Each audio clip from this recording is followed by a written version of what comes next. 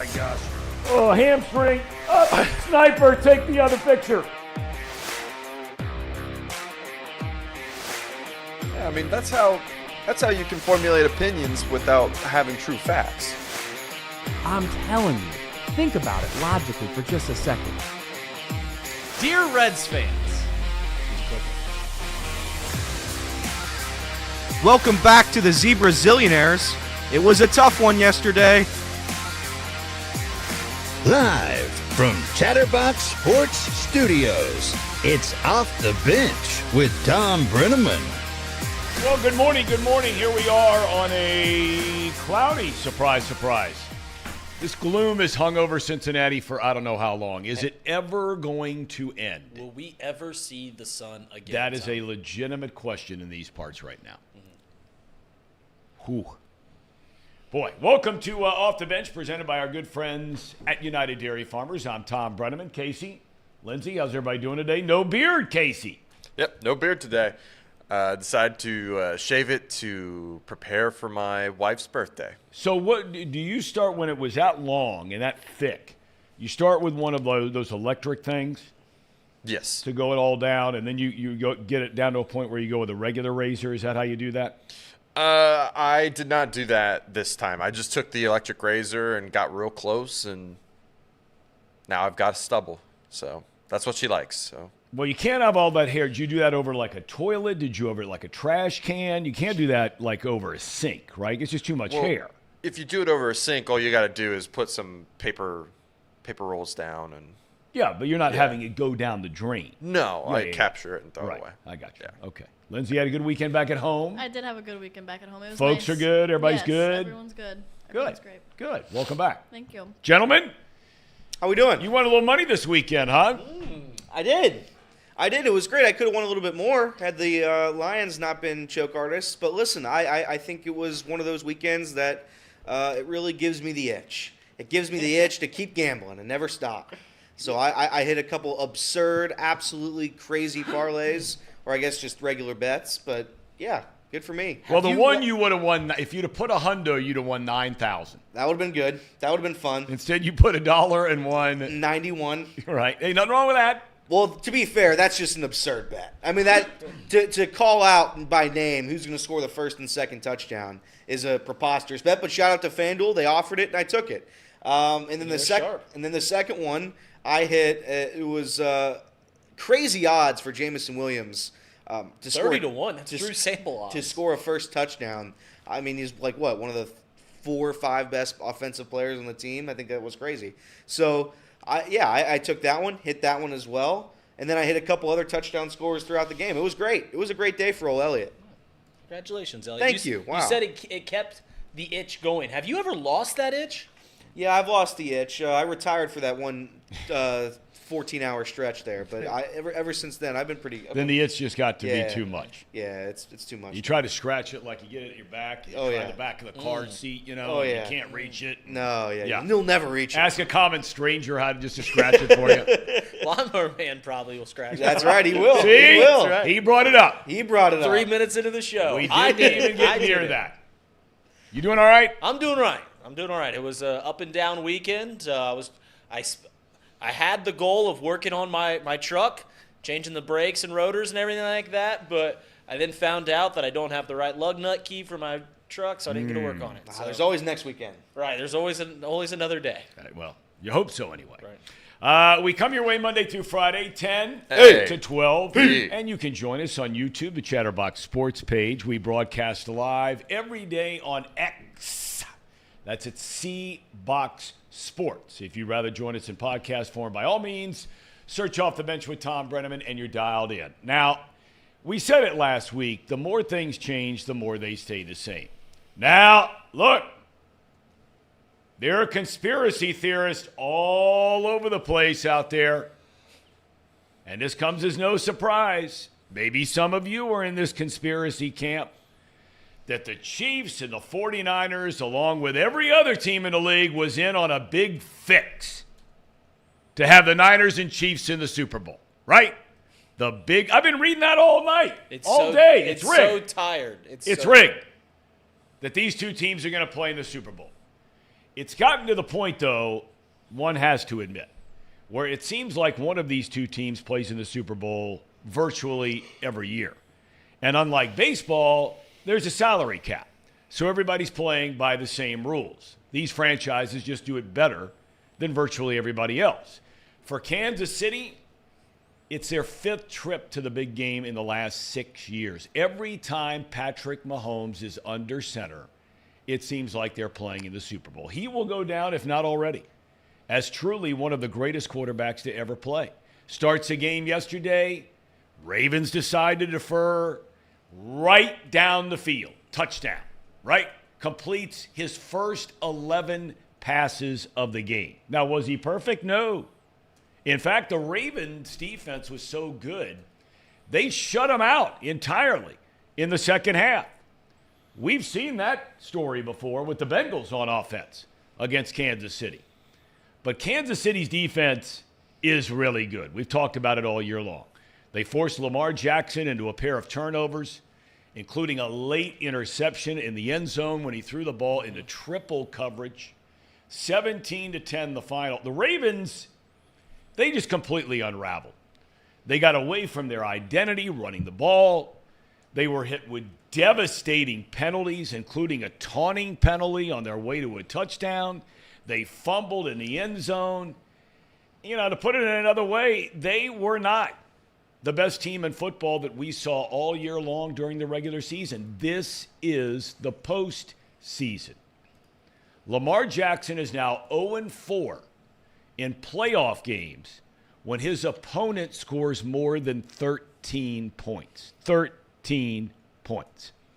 Now, over on the NFC side, the Brock Purdy naysayers, not quite as loud today.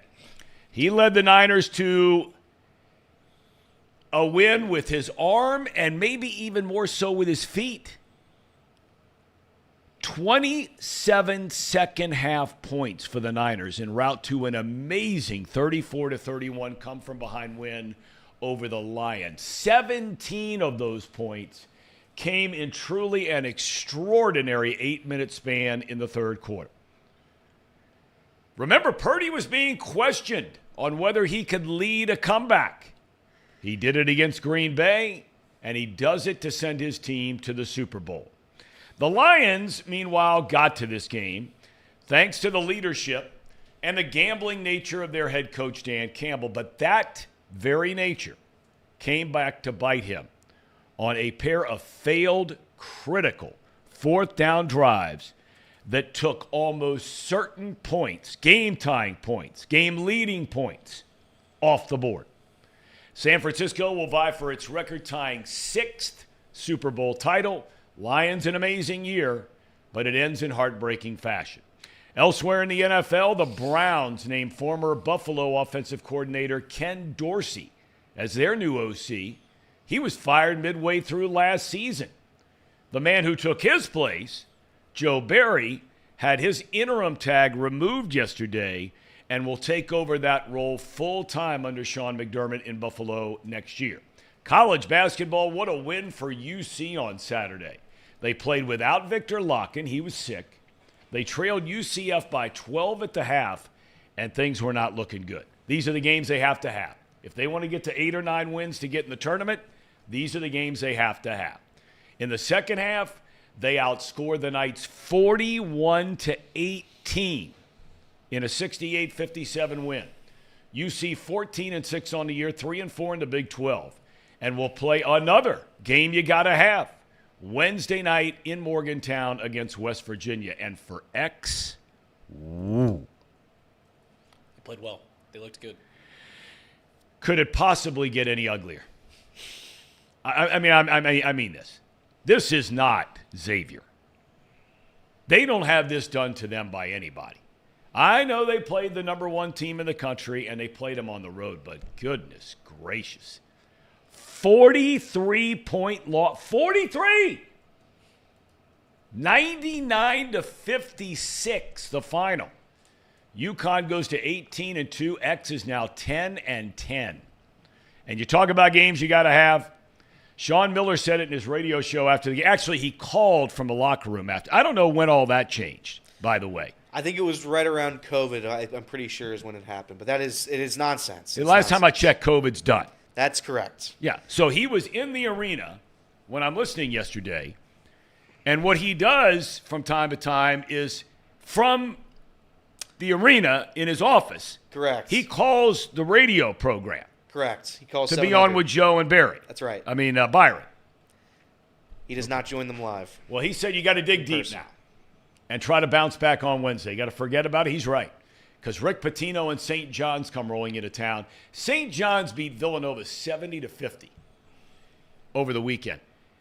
I looked at Joe Lunardi, who does he works very, very hard. The guy at ESPN who does that bracketology thing. This morning, he had Villanova in the tournament, not in the play-in games. He had Villanova in the tournament, and UC the first 4 out. I mean, are you kidding me? Yeah, Lunardi's silly. I mean, and the other thing that blows my mind, he has TCU as part of the first 4 out.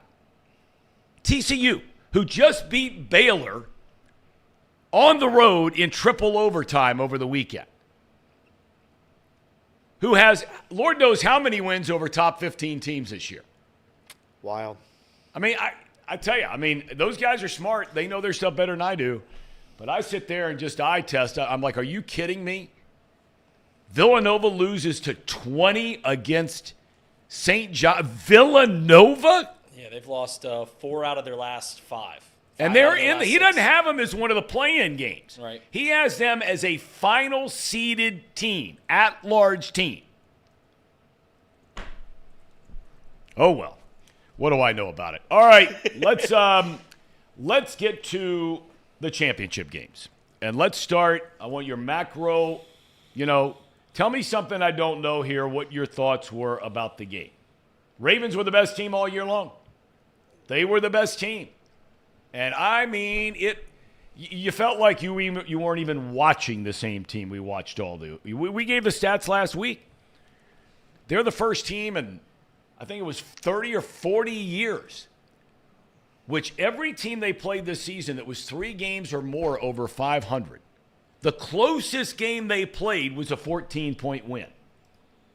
The other games, including the Niners, 20, 30, 35 points. Miami. What happened?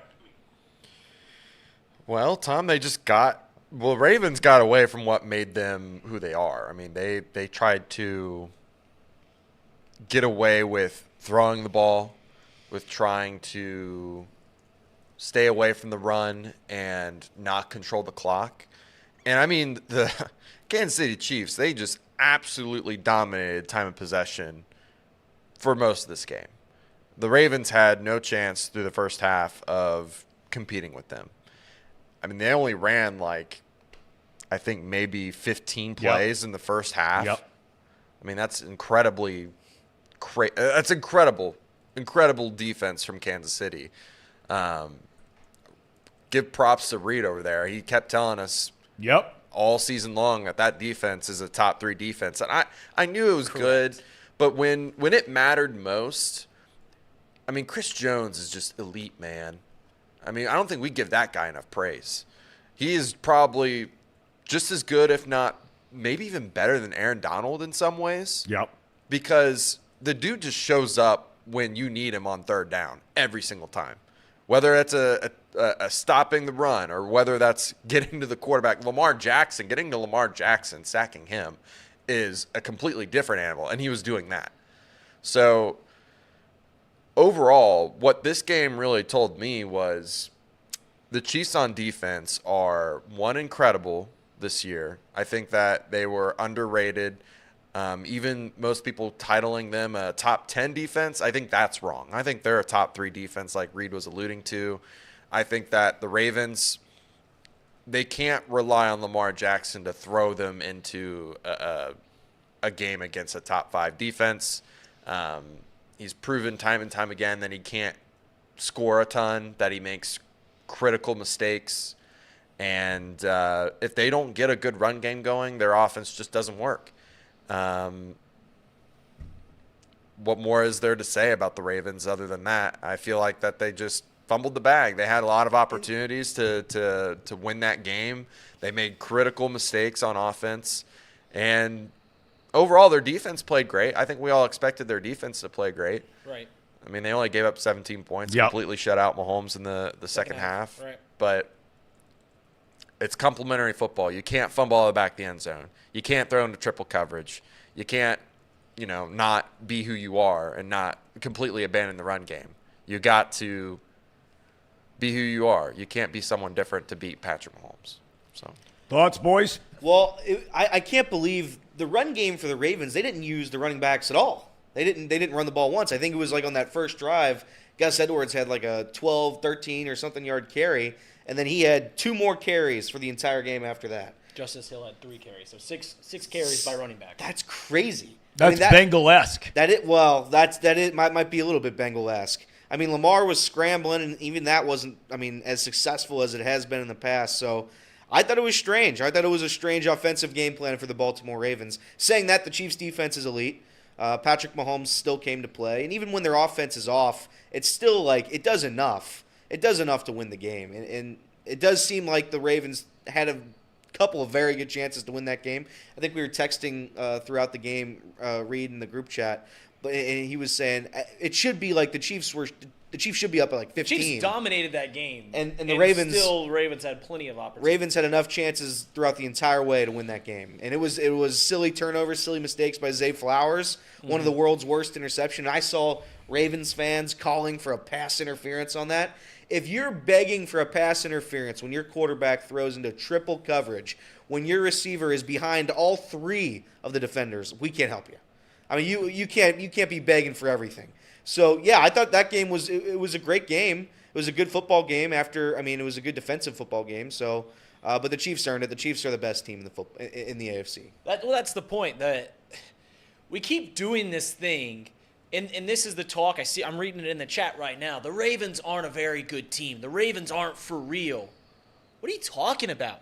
The Ravens weren't just great this year. They were historically great all year long. The team that won the NFC Championship, Ravens beat them by 100. Constantly beating up on teams late in the season. But we want to belittle them because they lose this AFC Championship game against a dynasty. And that's what this Chiefs team is. It's a dynasty. This is the same thing that people are doing with Josh Allen, right? They're going, none of these Bills teams, they're not very good, right? But they keep losing to the same team over and over again. At some point, we got to realize that beating the Chiefs is an incredibly tasking thing to do. And not enough people, like every time, every single step of this postseason run for the Kansas City Chiefs, people have had some excuse. Right? They beat the Dolphins. It was cold. The Dolphins can't play in the cold. And then it was the Bills. Oh, the Bills aren't. Come on. The Bills aren't a real team. Lamar Jackson played terrible. At some point, you got to give credit to this Kansas City Chiefs team. And I don't know if enough people have. I really don't know if enough people have given them their proper credit. I said, Casey alluded to it, I said it all year long. This defense is one of the best defenses in the league.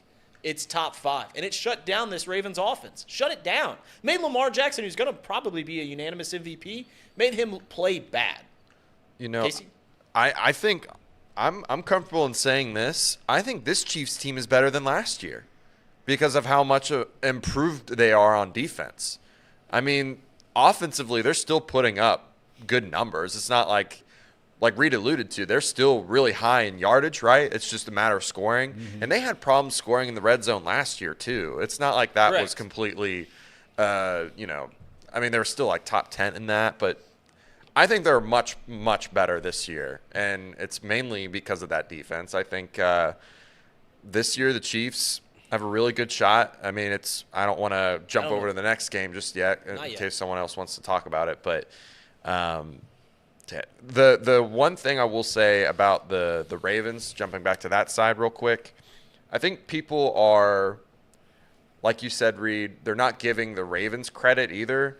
But to be fair, Lamar has not been able to put up enough points in some of these games. It's his defense that's really good, right? That's what I've come to realize. Their offense. They put up like 35 points last week, but yeah. Yeah, but a rookie quarterback, and I remember. Do you remember me sending that text? I don't think I talked about it in the chat, but John Harbaugh against rookie quarterbacks is like 28-4 or something like that. Something ridiculous. All rookies struggle against the Ravens and that defense. And it was mainly a defensive win, in my opinion. I get saying that they put up 30-something points, but they held the Texans to 10 points? No offensive touchdowns. That's correct. Right. Yeah, I mean that's a defensive win. Right. So to me, the Ravens were always a great defensive team. I always had my pause against their offense because I didn't think they had some sort of like explosive offense, and most of it came from Lamar Jackson's legs. This year we saw a lot of him throwing the ball, but when it mattered most in this game, he was very inaccurate. There was some throws he would love to have back. Yeah. I think we can all agree with that. And I think when push comes to shove, when it matters most in the playoffs, he struggles. He's got a playoff woe. He's got something wrong when it comes to the playoffs. I mean, yes, right? We haven't seen that big, huge game from – I mean, the Texans game, he played fantastic. But you're right. I mean, like, when people talk about how, Josh Allen can't get it done in the postseason, that's the most ridiculous thing ever. Go look. I think he's, like, literally got the best stats from a quarterback in the history of the postseason. It just keeps running into the Chiefs. Lamar, there's actually some cause for concern there that now he's played in 4 postseasons and has played well once, maybe twice in those 4 postseason trips. But I think the point that I just want to get across here that I don't think enough people are talking about, losing to the Kansas City Chiefs does not make you a fraud. No. Losing to the Kansas City Chiefs does not make you a bad team or a team not worthy. I think if the Ravens or the Bills played in the NFC, they'd be playing in the Super Bowl. I truly believe that. Truly believe that. But here we are. They lose to the Kansas City Chiefs. Those teams aren't for real. We can't take these teams seriously. That's just the thing that I want to stay away from in any discourse that we have talking about this AFC Championship game is when you lose to the Kansas City Chiefs, it does not make you a fraud. No, it doesn't make you a fraud. But what it does make you is because universally everybody in this room and anybody who watched the NFL this year would come to a unanimous decision that the Ravens, we've talked about this a little bit already, they were the best team in football this year. Undoubtedly. They were the best team. So you are allowed to question what happens when the pattern starts to repeat itself. Now, look, Lamar Jackson's 26, 27 years old. Okay? Peyton Manning had the exact same record as Lamar Jackson has in the postseason, 2-4. Manning had the same numbers through his first 6 years and had never won a AFC championship game. Now, the difference between Lamar Jackson and those Peyton Manning teams was the defense. The Ravens have had a top 2 ranked defense, overall cumulative, in the 6 years Lamar Jackson has been there. The Colts were in the mid to low 20s over those runs. I mean, they had some standout players, the rushers, Pahhni and these guys, but they didn't have a defense like Baltimore has a defense. Nothing even close. So, while I am in total agreement with your assessment about it's not embarrassing to lose to the Chiefs, there comes a point in time is when are you going to put your foot in the sand and do something about it and not get bullied on the beach anymore? And if I'm a Baltimore Ravens fan, I said this last year about Burrow, if you remember. I said if Burrow does not win a Super Bowl in the next couple of years, there is going to be the narrative out there that can he win the big one?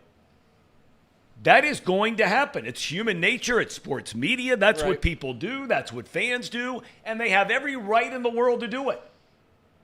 You might have your hometown. It's like this stuff I read about, Burrow and Brady are the only guys to beat Mahomes. Big deal. Only one of those 2 guys won Super Bowls. Brady. The Bengals' defense is the reason they beat Mahomes. Just like the reason Mahomes won this weekend wasn't anything that he did. He was good. Mm-hmm. When you get shut out in the second half, it ain't that good. I must be honest about it here now. Any other quarterback in this league gets shut out in the second half of a game, you're going, come on now. This is supposed to be the best quarterback in the league, and he can't get a point in the second half. 1 point? Can't kick a field goal? Yeah. So, I mean, it's not like Mahomes was vintage Mahomes, because he wasn't. But a lot of that has to do with Baltimore's defense. They're that good. But, you know, there is a difference in anybody, and it's all the analytics people who get all wrapped up. It's like you were talking about a second ago about Josh Allen. I don't care about Josh Allen's stats. It's like people are going to tell me Brock Purdy wasn't that good yesterday. Every time they needed a play, they're down 24-7. Every time they needed a play, the play got made. Whether he was running for 21 yards, running for 12, crossing pattern over the middle to Kittle, the miracle catch by Ayuk. The bottom line is the plays got made. So don't tell me about the stats. I don't care about them. Who won the game? What quarterback yesterday was down 24-7 at halftime? And the biggest drive of his career, according to Kyle Shanahan, was the first drive to start the second half. They get the ball. What does he do? Straight down the field, touchdown. Here we go. Game on. 24-14, and there's still 11 minutes to go in the third quarter. So, you know, stats can be anything you want them to be. Anything you want them to be. Who won the game? Who won the game? Mahomes won the game, and Lamar is now 0-4 in games where an opponent in the postseason scores more than 13 points. 0-4, 13 points. That's a two-time league MVP in his first 6 years in the league when he gets it this year. Not good. That's not good. It's not good. And he's got as many Super Bowl titles as Josh Allen has. N-U-N, none. And neither one of them, but one can have great stats, the other can have terrible stats. Who won the game? Well, that's the point, is they just keep running into the same buzzsaw. Like, we didn't grade. But would you say that Mahomes yesterday was a buzzsaw? The Chiefs No, are. the Chiefs are. The Chiefs were good yesterday. They were great on defense. This is a very beatable Chiefs team. They're very beatable. Then They why scored can no one beat 'em? 17 points yesterday. Well, I mean, I agree, Tom. They are beatable, but the difference is they have guys on both sides of the ball that when it matters most, like Chris Jones or Mahomes or Kelce, they just make plays after play after play. On the other hand, you have Lamar in the playoffs who continue to make bad plays after bad play. Zay Flowers, bad play after bad play. I mean, we didn't even talk about the taunting penalty. Yeah, we'll get into all that. We got plenty of time to do that. But that's the difference to me. I agree with you about I know I don't want to jump over to the Brock Purdy thing just yet. We'll just keep going back and forth. Sure. But Do your Brock thing. Purdy, I mean, he made the plays when it mattered. His teammates helped him get there as well. Ayuk making that fantastic catch. The defense getting that strip fumble. I mean, I'm with you. It's all about who actually makes plays in the end. And both teams, I think, they both deserve to be in the Super Bowl, but it's because of the guys that they have. When they need to make a play, those guys make plays when it matters most. All of them do. But I think, and again, I don't want to go too much into it. But if Tom, if what you're saying is your opinion, right? It's the stats or whatever. It comes down to making these so-called plays. And the Chiefs scored 17 points, but if the Chiefs need a first down, I have no doubt in my mind they are going to convert. Good point. On third and God knows whatever, at the end of the game, when he's lobbing balls up to Marquez Valdez-Scantling, there's no doubt in my mind that Mahomes is going to do it because that's what he's proven to do in the past. He makes plays. Now, statistically, he was also very good. He was, 30 for 40? So again, the Chiefs are just a very good football team. Are they beatable? I don't know because to be quite honest, for the past 6 years they really haven't been.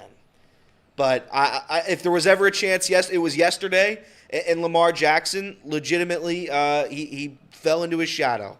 So I guess if you're a Ravens fan, you say good season, But at the end of the day, there is serious concern when you get to the playoffs and you underperform every single time. There is a little bit of a narrative to that. Yeah, I will say there is one thing that I think is very damning about what happened with the Ravens. It wasn't just that the players made mistakes, but we alluded to it a little bit. The coaching decisions were awful yesterday for the Ravens. And I'm not talking about the head coaching. I'm talking about the offensive play calling. I'm talking about the defensive play calling. Whoever they thought was a good idea to just let Travis Kelce do whatever the hell he wanted and to not run the ball with your running backs. I mean, Monken all year long has been so good at having a balanced attack. Their defense has been so good at shutting down what they do best. And they did neither of those things yesterday.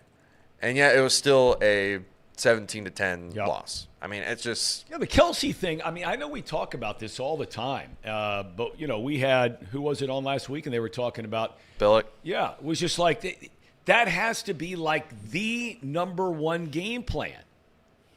And Brian Billick pointed out last week, says every time you turn around in these big games, Travis Kelce is wide open. I mean, it's mind-boggling how wide open he is. And all I heard about was this, this guy that was going to cover Mahomes. Cover Kelce the whole game for Baltimore. They got the guy to shut him down. They targeted him 11 times. He had 11 catches for 117 yards. Scores another touchdown. When you put into perspective, and I know this isn't breaking news, and you heard it yesterday during the telecast. Nobody in this room is really old enough except for me to remember Jerry Rice. Right. And Tony Romo really is barely old enough too. But he said exactly what anybody who ever watched Jerry Rice thinks the exact same thing. Anybody who breaks any record that Jerry Rice holds, you truly can't believe it happened. Because if you go look at the all-time career receiving numbers, yards, catches, it's not even close. He was the greatest player at his position that's not even debatable in the history of the National Football League. You can talk about quarterbacks, you can talk about left tackles, you can talk about linebackers, you can talk about whoever you want to talk about. No human being ever walked the planet was better at their position than Jerry Rice was as a wide receiver. It was insane, stupid stuff. Just go look at the career year by year, number by number. It'll blow your mind if you've really never looked at it. And to think that Travis Kelce, now in fairness, there are more rounds to the playoffs than there was when Jerry Rice was playing. But to think that Travis Kelce has more postseason receptions than Jerry Rice and has more postseason touchdowns, it is mind-boggling. People, for some reason, they've gone south on this guy. They may not like his personality. He's in commercials. He's dating the most famous person in the world, and they show her on TV all the time. When the dude puts on his helmet and puts on his shoulder pads, it is all business, man. And that first catch he made, that's all you need to know. He made two of the most impressive catches I've ever seen him make, in all seriousness. The one where he leaped up real high, and then the one where he leaped forward to get the first down. Those are two of the most impressive catches. Travis Kelce is absolutely incredible. And that's the whole thing, right? I mean, him and Mahomes, that's a tough duo to beat. The guy you're alluding to from the Baltimore Ravens, Kyle Hamilton, he played fantastic, Tom. He really did. I know Travis Kelce had a great game, but Kyle Hamilton was a baller yesterday. I know I belittle safeties a lot on this show, but that dude's an absolute gamer. Listen, we talk. There's been a lot of points that have been brought up since the last time I talked, and it's like one team that the Chiefs look beatable. Who looks more beatable, the Chiefs or the 49ers at this point? And I would argue the 49ers look far more beatable because they've got outplayed by two teams that are far less in skill level in the Packers and the Detroit Lions. Which is crazy. I mean, you could legitimately got outplayed two consecutive back-to-back games. Their two playoff games this season, they have been outplayed. They had the world's worst choke job against the Lions. The Lions choked the game away. And then you have Anders, whatever his name is, for Green Bay, Anders Carlton, I think. If that guy is able to make a kick at any point during the season, the Packers probably win that game. I know if you can't But play. it doesn't matter. It doesn't matter. They're in the correct. Super Bowl. You can't play the ifs and onlys, whatever. You can't do it. But at the end of the day, to your point, there is no doubt in my mind that the 49ers look worse than the Chiefs look. Yeah, I mean they legitimately have looked bad, but they're still going to be favored in the Super Bowl as they should because of their body. Like they are a better team across the board than the Kansas City Chiefs. As for like we're talking about Lamar Jackson and the quarterback play, and I know I get labeled as a Brock Purdy hater, and I lean into it a little bit. And I know he made a couple of nice plays on his legs down the line, but Brock Purdy played bad yesterday, guys. Legitimately Bad? He played bad, Tom. Played bad. Okay. He had the exact. Okay. You know what I He's mean? playing in the Super the Bowl. thing. Last time I checked, the guy is playing in the Super You're Bowl. right. That's you're all right. I know. Here's the thing I don't get about the But Brock I mean, Purdy you know, stuff. he's bad. 20 of 31, 267 yards. Brought his team back from a 24-7 deficit at half. Shit, he stunk to join up. I agree. He ran for 50 yards. I mean, he stunk it up. You're right. All right. He was bad. Brock there Purdy. you go. Back to those stats again. You Well, get you wrapped just up threw all them. your You numbers. just said the stats. No, but I'm just saying. You're getting wrapped up based on what his final stats were. You just said the threw stats. a pick, had a You threw 'em touchdown. out there. No, because you said he was bad. He was. Those stats aren't bad. Here's the thing. What they Tom. are winning stats. That's what they are. They're winning stats. He played the exact same game as Lamar Jackson statistically. And this is the thing about Brock Purdy that I don't understand.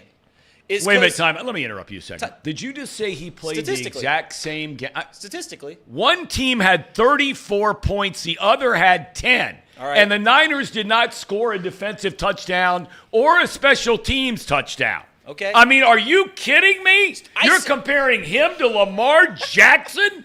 They scored 10 points. Let me. Thank you, Tom. Did you hear this? Goodness Thank you, Tom. gracious. Did you hear this Dude, you have sentence? just gone south on Purdy, and here the guy has lost like 7 games in Okay. his career.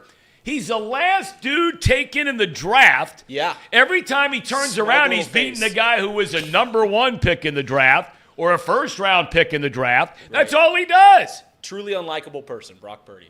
Smug face when he gets up there on the stand. Stop He's the it. villain of the NFL. The Go sentence I ahead. said. Oh, my let God. Let me get all my points You out here. said he played bad. That's He how did. this whole thing started. Correct. His I team was watched down it. 24-7.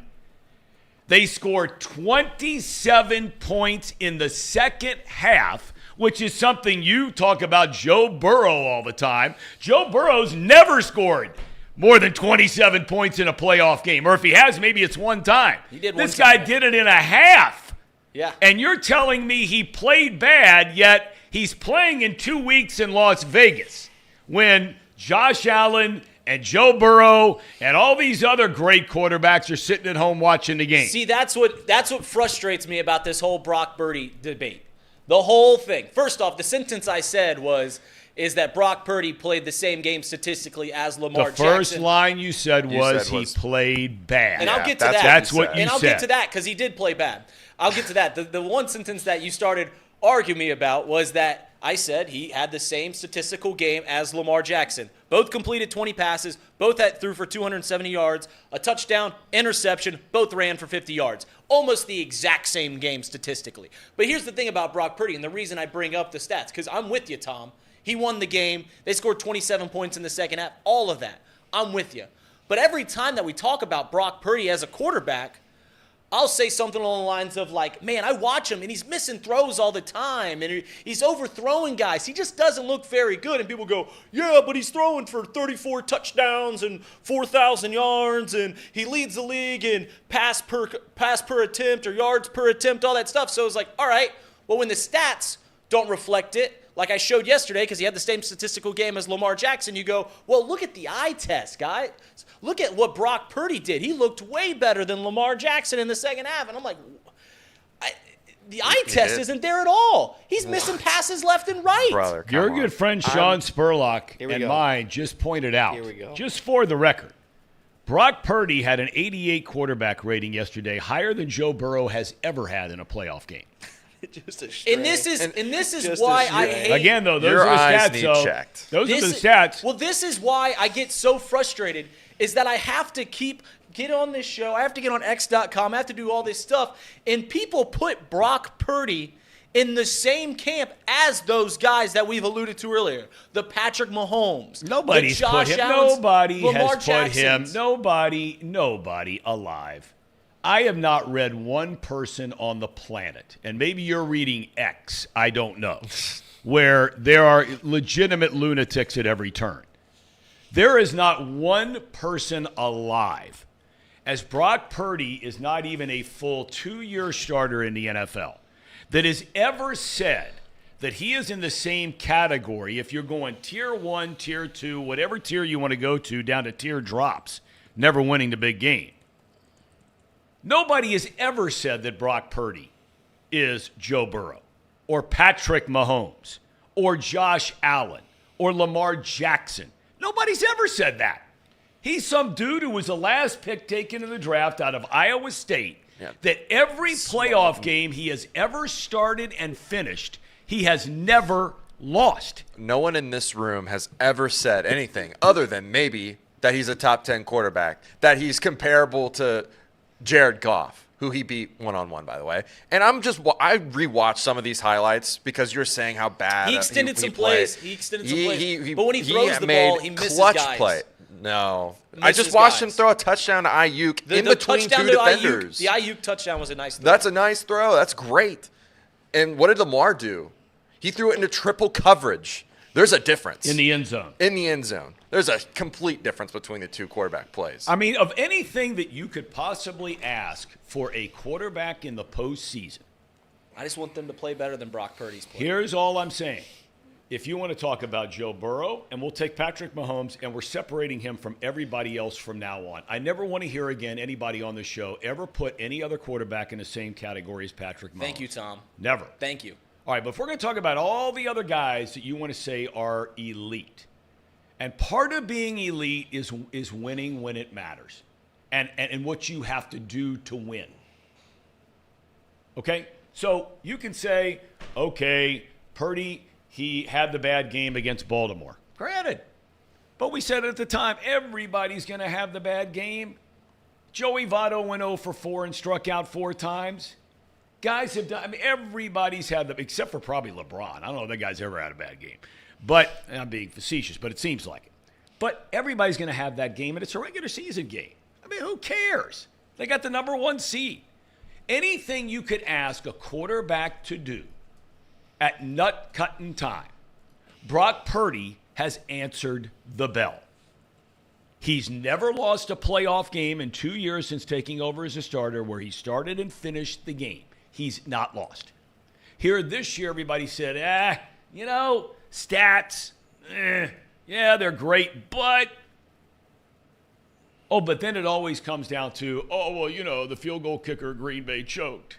Dan Campbell made bad decisions. Blame whatever you want.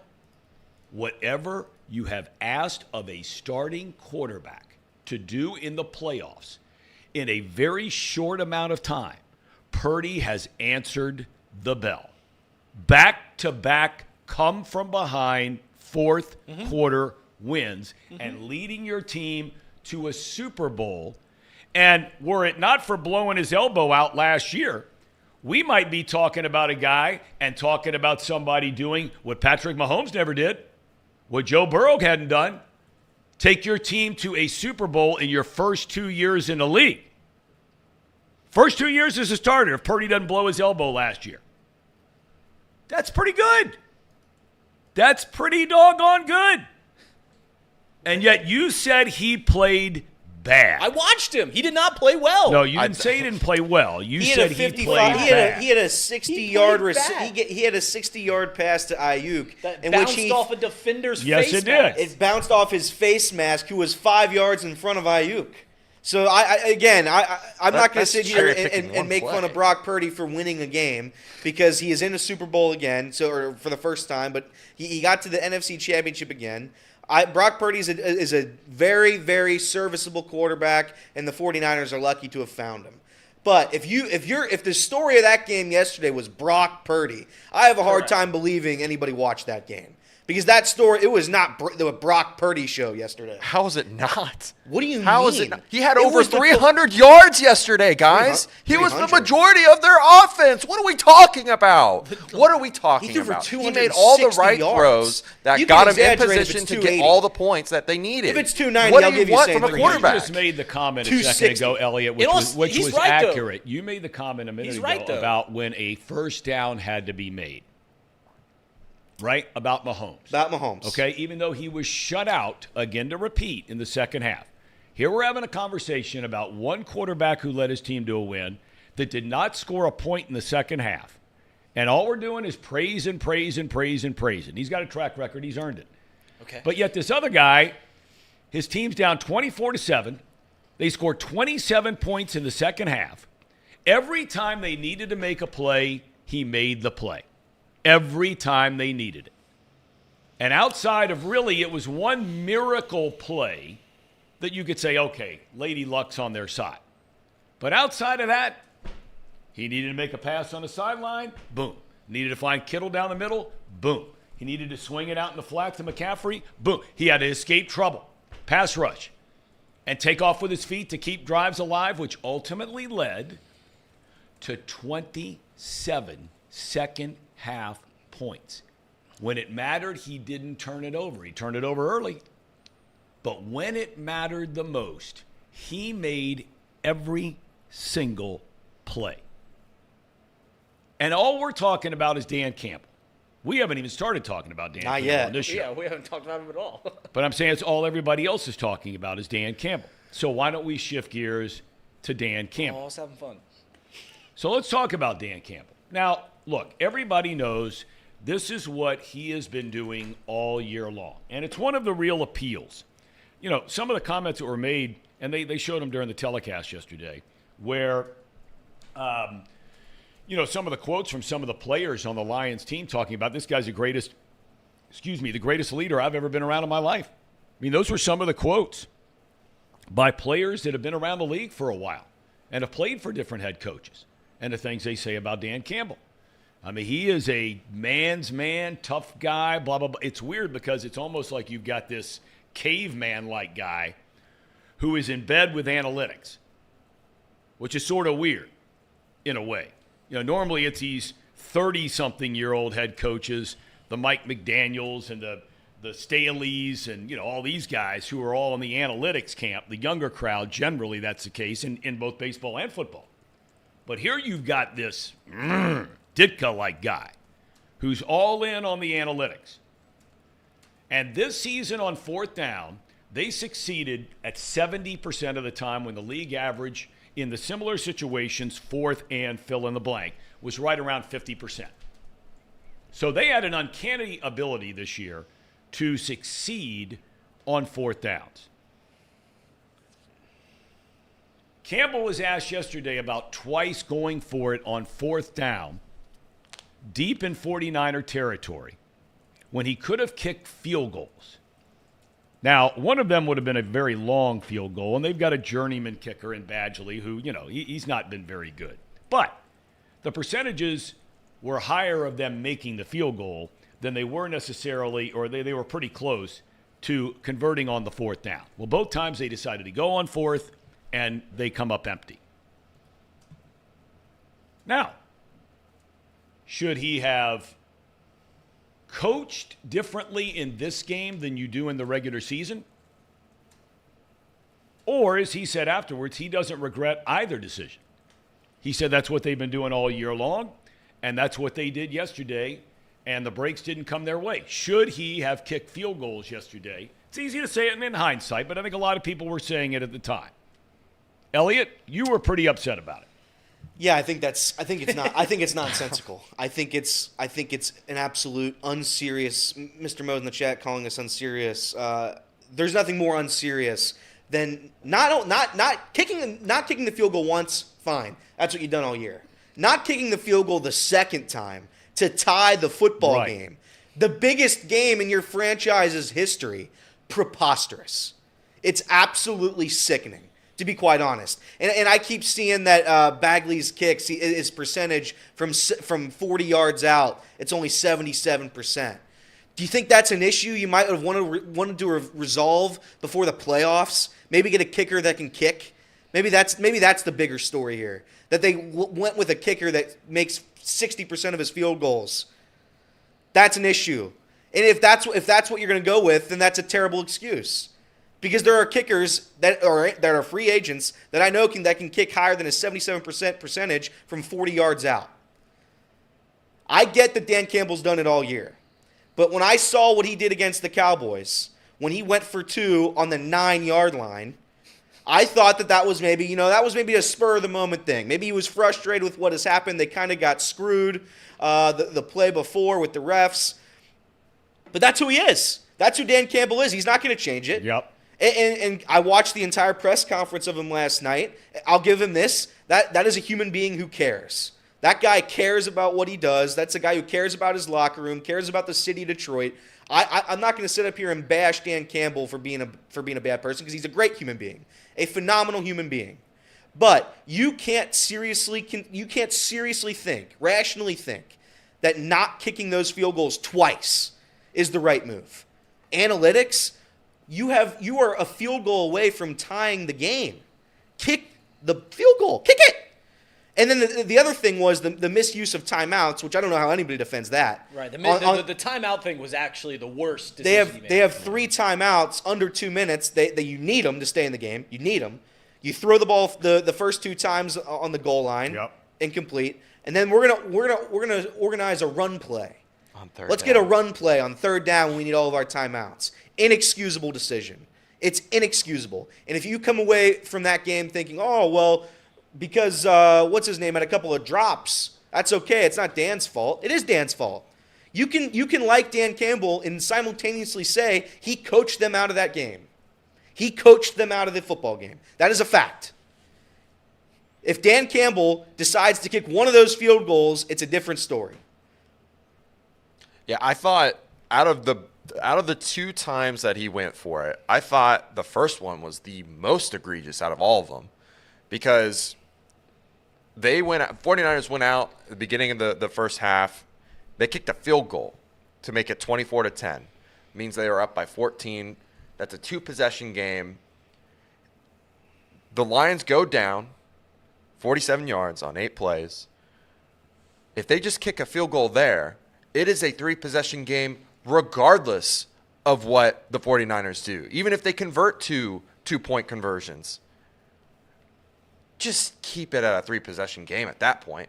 Because then it got down to, if they get those 3 points, if everything else stayed the same, it was a 34-34 ball game with 50 seconds left for the 49ers to maybe make a last-ditch effort to go down the field and kick a field goal or score again. But, yeah, I'm with you, Elliot. I think they were terrible decisions by Dan Campbell. I thought the first one was egregious. I think the second one I can kind of understand, just because you're trying to get back into the ball game.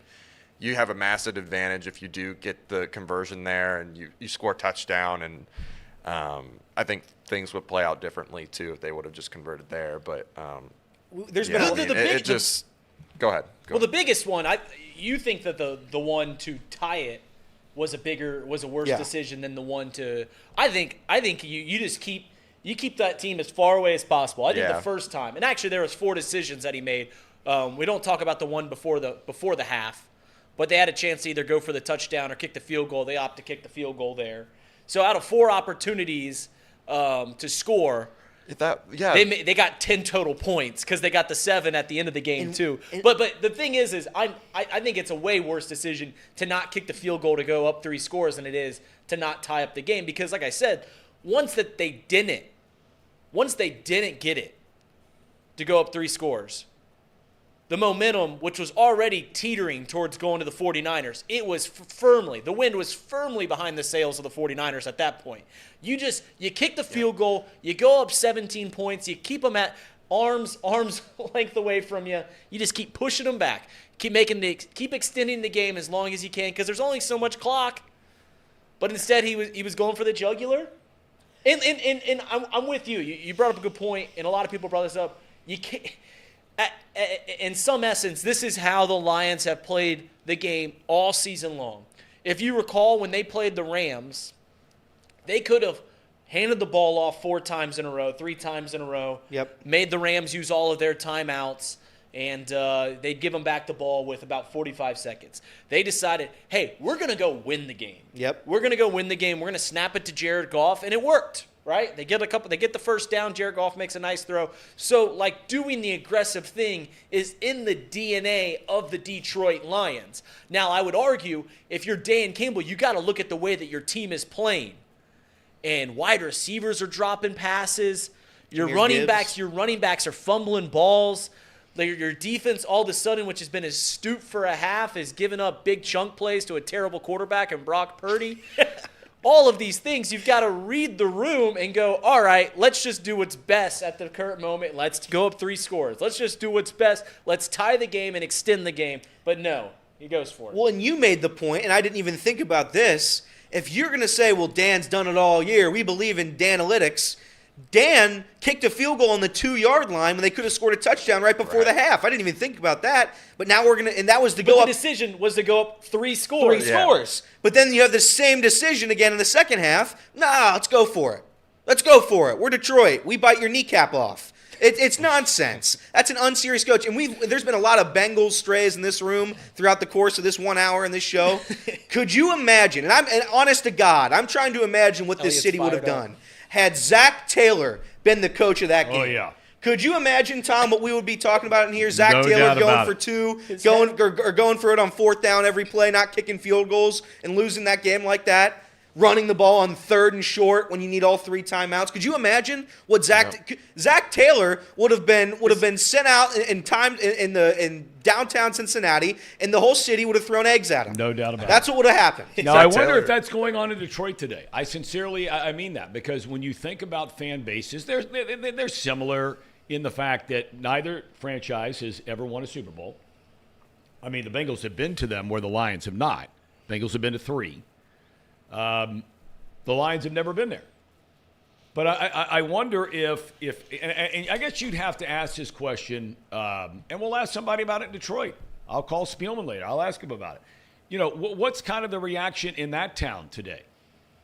If we were to turn back the clock 3 years ago to the first time the Bengals make the big run, right, in a long time, Burrow's 2nd year in the league, and they make the Super Bowl, it's only Zach Taylor's 2nd year as a head coach at the time, right? Right. Okay. Third year. Or 3rd year. Forgive me. He was there the year before Burrow got there. Correct. And then the 1 year he gets hurt, and then, the next year the Super Bowl. Would the town still be celebrating under your scenario, which you just pointed out, okay? And the Bengals get to their first AFC championship game since what, 1988, right? Mm-hmm. Okay. And all of a sudden Zach makes these decisions, just like Campbell did yesterday.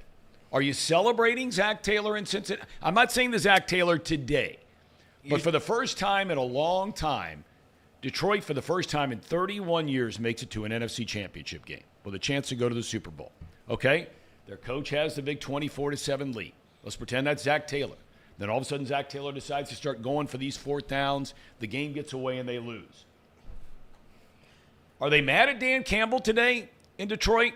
If you're a Lions fan, the kind of year you've had? You should be frustrated. You should be right. He's not like losing his job or anything like that. No. But like certainly you are.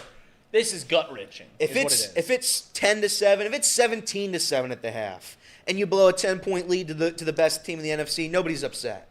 You blew a 24-7 lead and you wasted 6 points. You just burned them. You didn't want them. You can be frustrated with that. Would Bengals fans have been mad if they lost like that? Absolutely.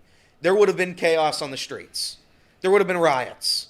So, yeah, I think, and again, if it was a close game, if they were losing, whatever, then they can all go home and they sing Kumbaya and say, what a great season for us. Dan Campbell, he bit everybody's kneecap off up until the point where it mattered. But last night, again, 24-7, and you burned 6 points. You burned them to the ground. And you lost it and you choked it away. The 49ers, you could have made the argument they could have won by 17 in the second half. They could have finished that game up 17.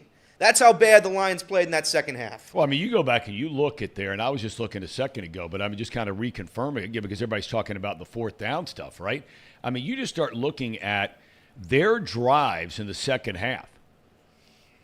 They go up 24-7 with that field goal at the end. Okay, They go 8 plays, a total of 47 yards. So they're averaging 6 yards a play. They got it going. That's when they go at the San Francisco 28.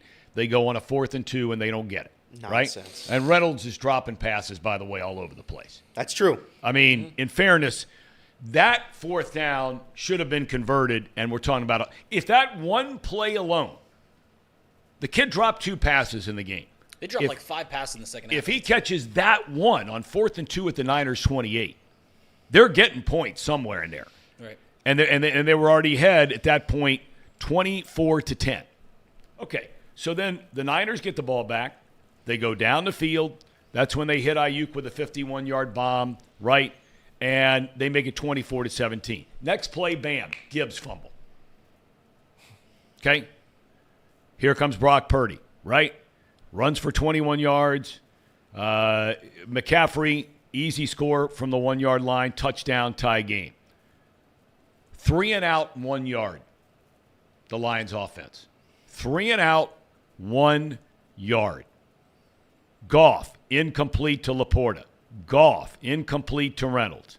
Punt. Here come the 49ers. Get the football back. Down the field they go. Right? That was Laporta dropped a pass, too. Field goal. 5 passes. Yep, field goal. They march right down the field to take the lead. They get it back again. They have it for 6 plays. And then that's where they go for it again on 4th down. And Goff missed a lot of passes yesterday. That was a guy who in nut-cutting time missed some open players. Goff, I made a joke, even in the first half when they're slinging it all over the field and, moving the ball very well. Every single pass that Goff threw had a little wobble to it. It honestly was incredibly similar to watching like Peyton Manning back in his years with the Broncos, the final few years in the Broncos. Every pass had a little wobble to it, and they'll be like, "Man, what a great pass!" And they show the replay, and it was just like I was like, "This guy was a first overall pick, and he doesn't have the arm strength to throw it 12 yards downfield. Like, what the heck's going on here?" But Jared Goff is exactly what we think he is, right? As a quarterback, like there's some quarterbacks that we overinflate. There's some that we don't give enough credit to. Jared Goff is exactly what we think he is as a quarterback, right? Like he's good enough to get you to an NFC Championship Super Bowl. He's done both, right? He's taken the Rams to the Super Bowl. He's taken the Lions to an NFC Championship game, a game that they probably should have won. But like he's never going to raise your ceiling to where you're like, all right, we can be a best team in the league behind Jared Goff kind of thing. So I mean, yeah, he missed some passes. There's no doubt about that. But I think they were just dropping passes all over the place in that second half. The Lions were. It was Trace sent a text in our group chat that we have, and he said all the 49ers need to do is score and put a little pressure on the Lions, and they'll start to fold. And I was like, man, after that first half, they dominated the 49ers in that first half, and you think they're just going to fold like that? Dan Campbell's team's just going to start, start puckering, right? Right then, they're nut cutting time, and they absolutely did. They leaned on them just a little bit, and the Lions couldn't hold up to the pressure till they were behind, and then they're like, all right, we got to do something now. Jared Goff, I'll tell you what, he's the best quarterback in the world when he has a good roster and a lead. That's what I can say about Jared Goff. That's all I can say. I think he's a decent quarterback, but he's meh. He's a top 15 quarterback. He's good enough. But I don't trust him when I need a touchdown. If you want me to say something nice about the 49ers quarterback, that smug, pompous little Brock Purdy. Yeah. It's this. Going into this postseason, Tom, you alluded to this. The book out on the 49ers is they can't play from behind, right? Yep. Whether it was Brock Purdy doesn't have it in him to come from behind and win the game, or if it was some people talked about Kyle Shanahan, because in Kyle Shanahan's career hasn't come from behind, and people were like, is he sticking to his play sheet? Is he not good enough improviser as a play caller to when you're behind? You got to go, all right, we got to make some things happen. Is he not good enough to do that? In back-to-back games, again, against inferior opponents, but in back-to-back games, they have come from behind, and that certainly is trending in the right direction when you head into the Super Bowl. So that's one thing I will say nice about that pompous, smug little Brock Purdy is that he's played from behind and won 2 games from behind in his last 2 games. Tell you what, you got to give it up to Deebo Samuel. Dude's an animal. The guy's an animal, man. I mean, those are the kind of guys, if you're going to be a Super Bowl or appearing team or a Super Bowl winning team, and look, there are a lot of those guys around the league. I'm not sitting here singling him out like there aren't other players that do the same thing he did. But that dude was injured last week. He wasn't hurt. He was injured. And, I mean, to show up and go for almost 90 yards, he didn't score a touchdown. That's a gamer. Yeah, and they're only going to have another couple weeks to recover. But that's a good thing 100%. for them. Yeah. I think even more so than – although, you know, in fairness to the Chiefs, I mean, they had a couple of very key parts of their team. Gay did not play, right? And they had their starting guard, who's an all-pro player, did not play. Against one of the top 2-3 defenses in the league in Baltimore. So, you know, they had their share of guys that were knocked out too. But they found a way to get it done. I would say that this is something that was nagging at me since we brought it up earlier on in the show. You said that you think that the Chiefs are really, really good right now. They play great. The Chiefs have played much better in this postseason than the 49ers have. Yes.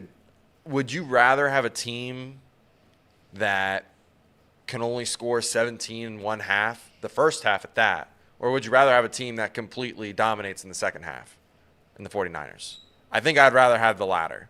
When it matters most, I want my team to be playing their best football down at the end of the game. Are you insinuating that the Chiefs aren't playing their best football at the second half? Yeah, I am insinuating that. Are you insinuating that the Chiefs can't win the games late?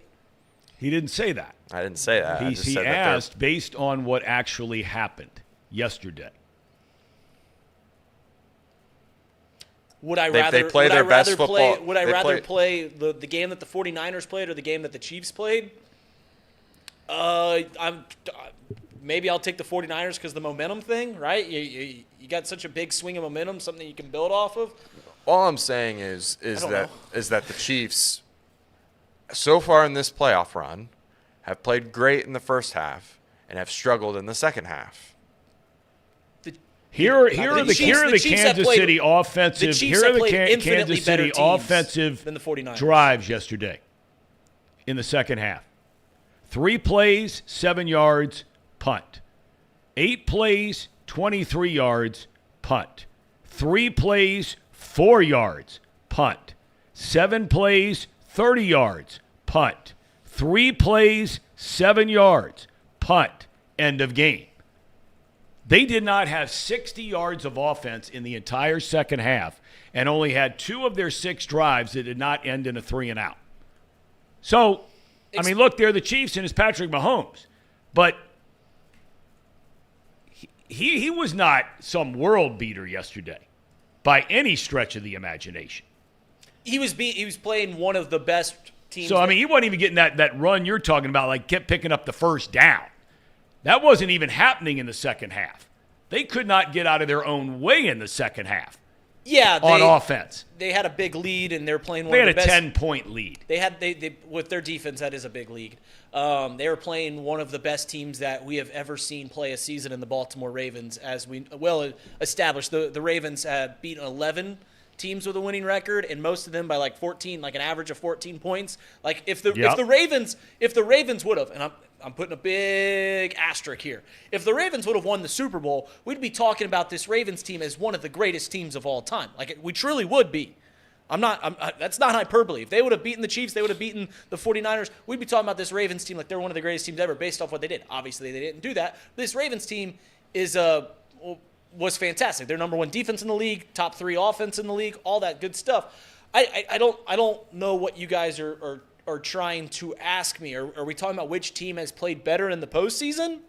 Because it's clearly been the Chiefs. The Chiefs have played much tougher teams. Well, by far, much tougher teams, for sure. Not even close. Not even close. The Bills and the Ravens are infinitely better than the Packers and Lions. Yeah.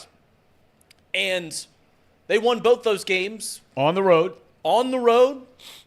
Decently handedly, right? Like, Well, I guess not the Bills game. That was They a back and forth game. they scored 14 points in the second half. Yeah. So I mean, like, I don't know what you guys are insinuating. What you guys are trying to ask me about. Would you like, I'd rather be going into this game playing the way that the Chiefs have played over the past few games than the 49ers. Yeah, that's all I was asking. Okay. And I would disagree with that because of how the 49ers have played, been able to come back when they're down and Certainly. just completely roll with momentum. Well, they've If had they two get completely momentum. different types of postseasons, both of them. Right. I mean, everything's true that you just said about the road and better competition. They've had to do it in 180 difference. Yeah. I mean, both games, Chiefs got up, stayed with the lead, held on. Both games, 49ers got behind, had to rally in the fourth to win it at home. So, against lesser competition. But, I mean, look, for anybody to sit here and say that there is a distinct difference in that the Chiefs have played significantly better in the postseason. I think their defense has played significantly better in the postseason. The 49ers have been outplayed in both games they played. Well, that all depends on how you look at it. I think they got outplayed for a half, and they won the second half.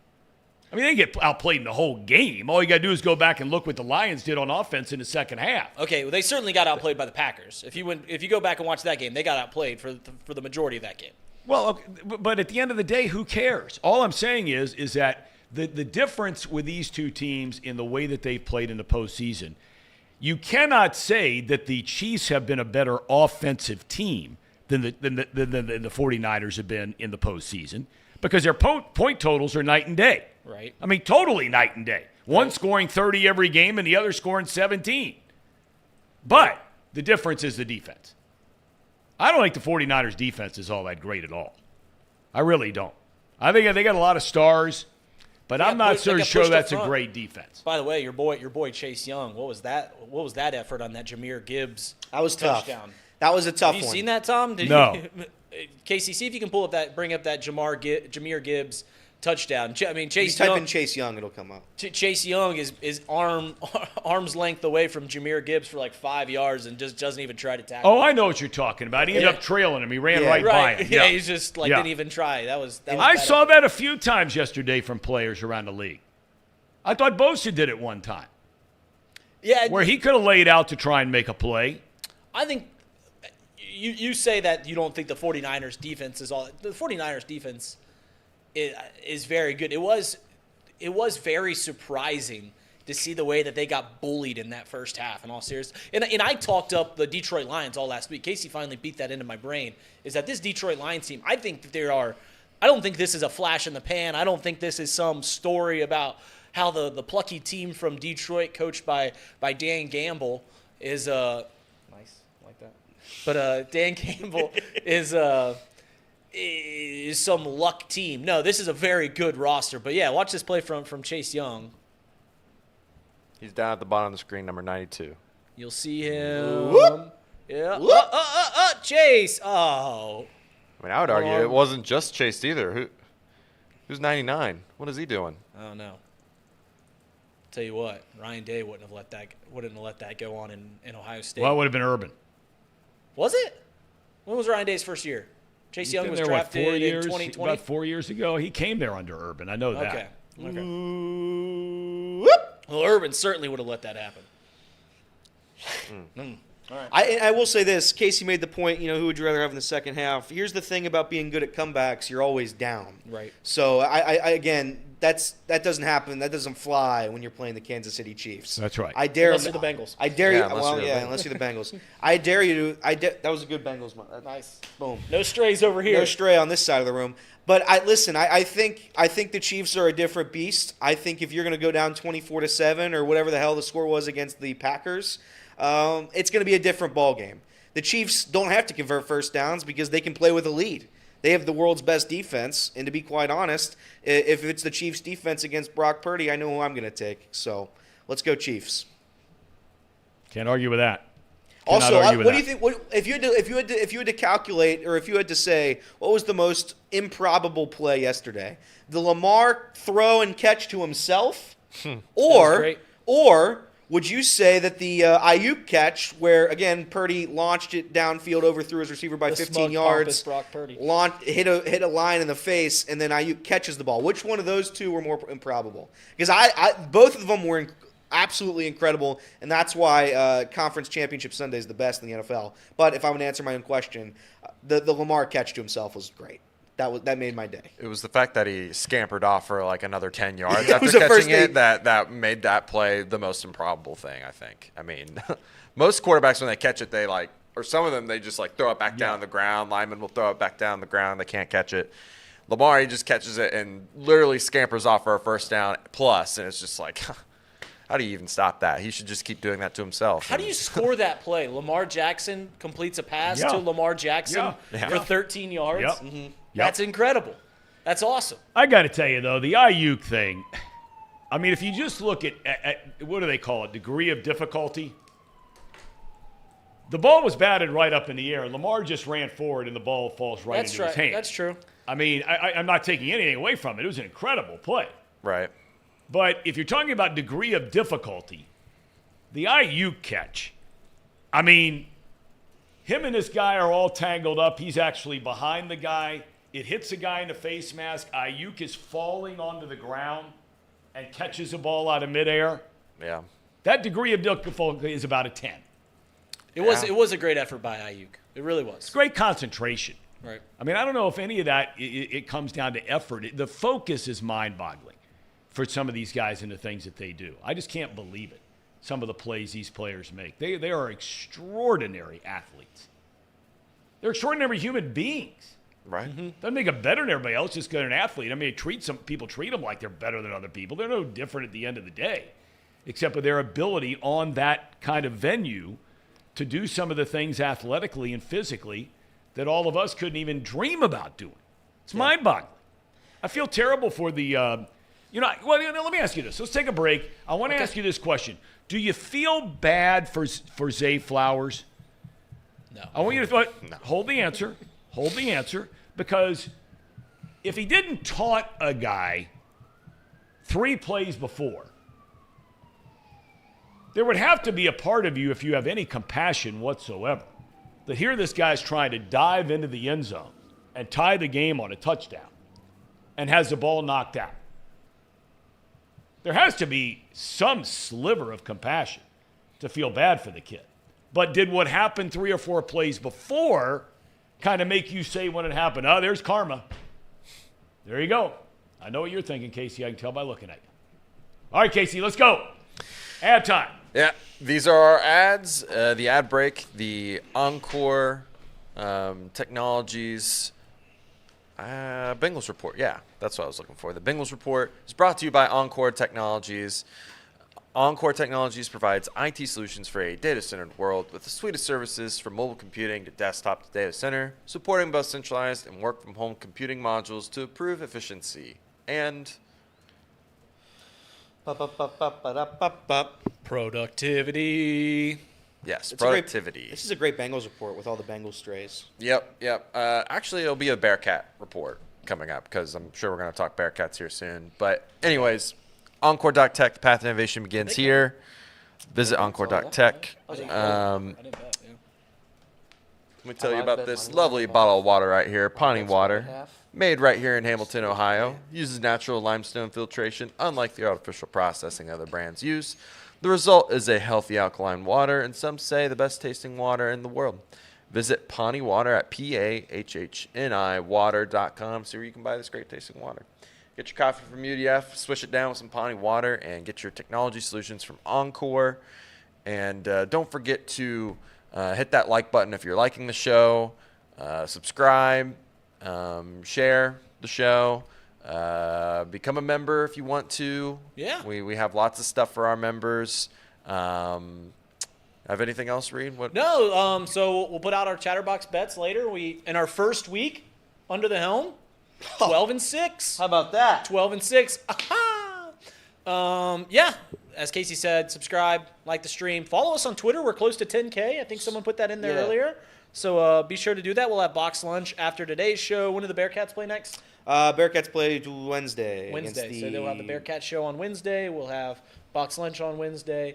I'm sure Kirby will keep you posted on some Chatterbox Red stuff when that becomes pertinent. I believe I'm going to play Trace in tennis next Monday, so we'll see you then. If you want to do that, again, you have to be a member to see that ass kicking that I'm going to put on Trace, but please subscribe. Also, do you think Brock Purdy's 88 QBR yesterday means he's a better quarterback than Joe Burrow will ever be? Well, that's what Sean's saying. This is what's what funny. Sean's saying, and Sean's team can't win a playoff game to save their life. Here's the thing about the Brock Purdy stuff is I wouldn't get so passionate trying to tear down the smug and pompous Brock Purdy with his smug little last pick in the draft smile. If he wouldn't, I wouldn't do this if he wasn't compared to the best in the game. Like, if people gave him proper consideration to the Jared Goffs of the world, I wouldn't do this. I wouldn't have to sit here and do this. But sometimes it's his stats are great. Sometimes it's, he made some plays with his legs. I watched the kid, and he's not as good as the best in the game. He's not. Certainly, I mean, it's not even worth talking about the Patrick Mahomes stuff, but I watched Josh Allen. He's nowhere near that. You guys could talk about how bad Lamar Jackson plays. Lamar Jackson's way better than Brock Purdy. Joe Burrow, all of them. I watched them, and it's not there. So that's why I get so passionate about the Brock Purdy stuff. Isn't because I don't think what he's doing is great. Isn't because I don't think that the 49ers are good. It's because you guys want to lump him in with the elites of the game, and he's not that. He's just not that. We're going to keep doing this song and dance as long as the 49ers continue to be good, and that's okay. It actually belittles my opinion that the quarterback is as important as I think it is. Because, I don't know. I don't know how you guys could watch Brock Purdy yesterday and say he played good, because he didn't play good. Yeah, shout out Yannick Sinner, by the way. Mouse wants me to give him a shout out. Australian Open champ. Not a lot of Australian Open fans in this room, but I'll tell you what, he put on a hell of a show. Hell of a comeback. Mr. Mo says I hate happiness. It's not true. I just hate Brock Purdy's smug and pompous attitude. I think your worst nightmare is if Brock Purdy wins the Super Bowl. If he beats Patrick Mahomes? Yeah. Because then you'll have no other choice. Here's my stance on Brock Purdy. He is Jared Goff, but mobile. And that's really all it boils down to. I mean, Casey, I think we have some super chats. I'm going to read those real quick. I don't know. Do we read those yet? No, we have not. Go ahead. Is that okay? Yeah. Brock Purdy doesn't need to be elite, says Mark Fetters. He's right. He didn't need to be. They won yesterday because we had a guy we haven't even talked about, and Christian McCaffrey averages 5 yards a carry. So there's that. Big C. That's right, Mark. He he used his super chat just to respond to Mark's. I respect that. Sir Boy, 199. Fraud. And that's because the Ravens are frauds, and that's what he said. And honestly, I'm starting to believe him. Evans says, go Reds. That's $1.99 wasted. Big C, $1.99. Mr. 12-0 is him. Another Big C, shout out. Mr. 12-0. And we have Justin, love the show in chat. 4 months can only mean one thing, the Four Horsemen. Show me a forearm. That's an Arn Anderson thing, right? I guess. I think that's right. Yeah, it's an Arn Anderson thing. Listen. And Mr. Mo, nut cutter. Mr. Mo, welcome. He joined? Hell yeah, Mr. Mo. Very nice. He's going to watch. He joined just to watch Box Lunch tonight? Yeah. Today?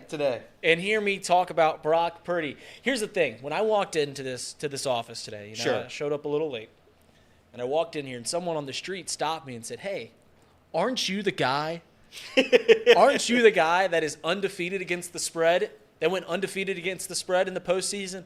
And I said, no, I'm not that guy, because we still got one more. Job's well, not you are finished. so far, though. 12-0 to this point. That's right, Tom. But have you turned that into cold, hard cash? Yes. Nice. Yes, doing well. Probably not as well as I should be, because I bet on some bull junk with these games, but yeah, 12-0. I think I'm 10-2 calling the winners outright. The only two that I haven't gotten right were I thought the 49ers were going to lose both games. I guess I am just very slanted against Brock Purdy. You are. That's okay. They should have won, or the Lions should have won yesterday. And to be quite honest, it makes me sick that they didn't. But to answer Tom's question before we took a break, no, I feel no sorrow for Zay Flowers. Now, is that because I'm going to interrupt you before you get into your explanation of this? I asked the question before we left for those of you that are maybe just jumping on board. Do you feel badly at all for Zay Flowers? He was a young man who caught the pass down at the 10-yard line, got up and started taunting the Ravens or the Chiefs defender, and then 3 or 4 plays later, catches a pass. He's racing for the corner of the end zone, dives out with a ball, and just as he's getting ready to break the plane, ball stripped out of his hands. They don't score a touchdown that would have tied the game. So, do you not feel badly because it's Zay Flowers and what he did on the taunt? Or do you not feel bad for Zay Flowers because he plays a rival of your favorite team? A little bit of both. But Okay. I think, and again, if you believe in karma, I do, especially if you're a gambler, you definitely believe in karma. And there is no bigger karma than spinning a football at a guy who you just beat out for, 50 yards, and then getting a taunting penalty, and then right after that, immediately fumbling the football. That is karma. That's what happens. Now, going back to that, I think taunting like that, I think that was a pretty innocent taunt. There are a lot of worse taunts. You could have stepped on him. You could have Pahhni Sewelled him. Not Pahhni Sewelled him. Other Lions defensive guy stepped on Aaron Rodgers. And Ndamukong Suh. That's him. Now, if you do that stuff, that's terrible. You should be out of the league. But for spinning a football at somebody while they're on the ground after you beat them for 50 yards, I think that's okay to taunt. Saying all that, it was karma, and no, I feel no sorrow. I think Zay Flowers is a fantastic player. I really do. I think he's going to be a great wide receiver for it. But no, I don't feel bad. He compounded not 1, not 2, but 3 mistakes in the course of about 5 minutes. First, he makes a big catch. They're trying to make a comeback on one of the best dynasties that this league's seen in the Kansas City Chiefs. And what does he do? He jumps up, gets in the face of the secondary, the cornerback, spins the ball. Absolutely is a penalty. For anyone that thinks that that's not a penalty, that's absolutely what taunting is. Yep. By the very definition. Right. He did exactly that. Well, it was all for naught because he has a chance. And, the one mistake that you can't blame him for is the fumble because he's just trying to score, right? He's just trying to make a play. But he does make the mistake. And how does he compound that mistake? He goes over on the sideline, slams his helmet down, and in that process cut open his finger. Yep. And now he's limited as a player. They need him on the field. And he made not 1, not 2, but 3 mistakes in 5 minutes. And that's where the Ravens, and I've tried to defend them this entire show, was so uncharacteristic in the way that they unraveled. All the penalties, Zay Flowers acting like that making those 3 mistakes back to back to back. That is so uncharacteristic of a John Harbaugh coach team. Yep. I couldn't believe it. And that's what was troubling. That's why the Ravens lost yesterday, was all the mental mistakes that they had. And that's the kind of stuff, I don't know. When you play a team that's had the amount of success that the Chiefs have had, I mean, this is why here in high school and in local colleges, when you consistently win, right? When you go into Fog Allen Fieldhouse, you're going to play a little tighter on the road, right? Because you've got to be exceptional to beat the Kansas Jayhawks in Fog Allen Fieldhouse. When it comes to beating Patrick Mahomes and Andy Reid in the postseason, you got to be exceptional, and you can get frustrated easily, and you just can't do those things. And that's actually something that I don't think the 49ers will do. I don't think the 49ers will get frustrated playing the Kansas City Chiefs. But, the thing is about the and it's pointed out here in the chat, I agree wholeheartedly. I was getting ready to get to this. Having said that, I don't know if I've ever seen anybody in my life that gets away with more taunting and more BS than Kelce gets away with. Yeah. After plays, shoving guys in the face, always in the middle of in somebody's face all the time. Now, look, there's no doubt. Anybody who's ever spent 5 minutes down on a football field, even at a high school game, the amount of smack being talked is incredible. I mean, it's going on every play start to finish. But if you really sit there and pay attention after a play is over and you can pick up where Kelce is, there's always something going on with him. Always. Always. I don't know if you saw this before the game, but he was with. I'm going to send this to Casey real quick. But basically, they were getting warmed up. The Chiefs and the Ravens, and Justin Tucker had his stuff just sitting on the end zone, sitting on the goal line. Right. And Kelce decides. That's Mahomes. What was that? That was Mahomes, I'm pretty sure. No, Kelce. No, it was Kelce. Kelce throws it. Starts picking it up and just throwing it. And he threw Tucker's equipment just out of the way. I think that was. I sent it. I just DM'd it to you, but it is wild. I think the Chiefs do get away with quite a bit. I'm not a blame the ref guy, but it does seem like every time the Chiefs play, there are certainly calls that are in favor of the Chiefs. All right, I got to go ahead. It's not rigged. It's not. I'm not saying it's rigged or anything like that. Let's go to that. You missed then too that Mahomes also did the exact same thing. He was kicking it. He was like doing the same thing that they kept moving his stuff at Mahomes and I guess Kelce here. Because why was his I'll stuff pull up on the that Kansas one City too. Chiefs side of the Because field? he was warming up, doing some stuff, and somebody probably didn't pick it up that was supposed to pick it up. And it was just sitting there in the end zone, and instead of just picking it up and moving it, guys are kicking it and Listen, Tucker's trying to use it. This is whatever. Like if I'm getting ready for a game, like a baseball game, and some of the opposing team's stuff is on the foul line out in left field when I'm getting ready to throw, I ain't gonna treat it well.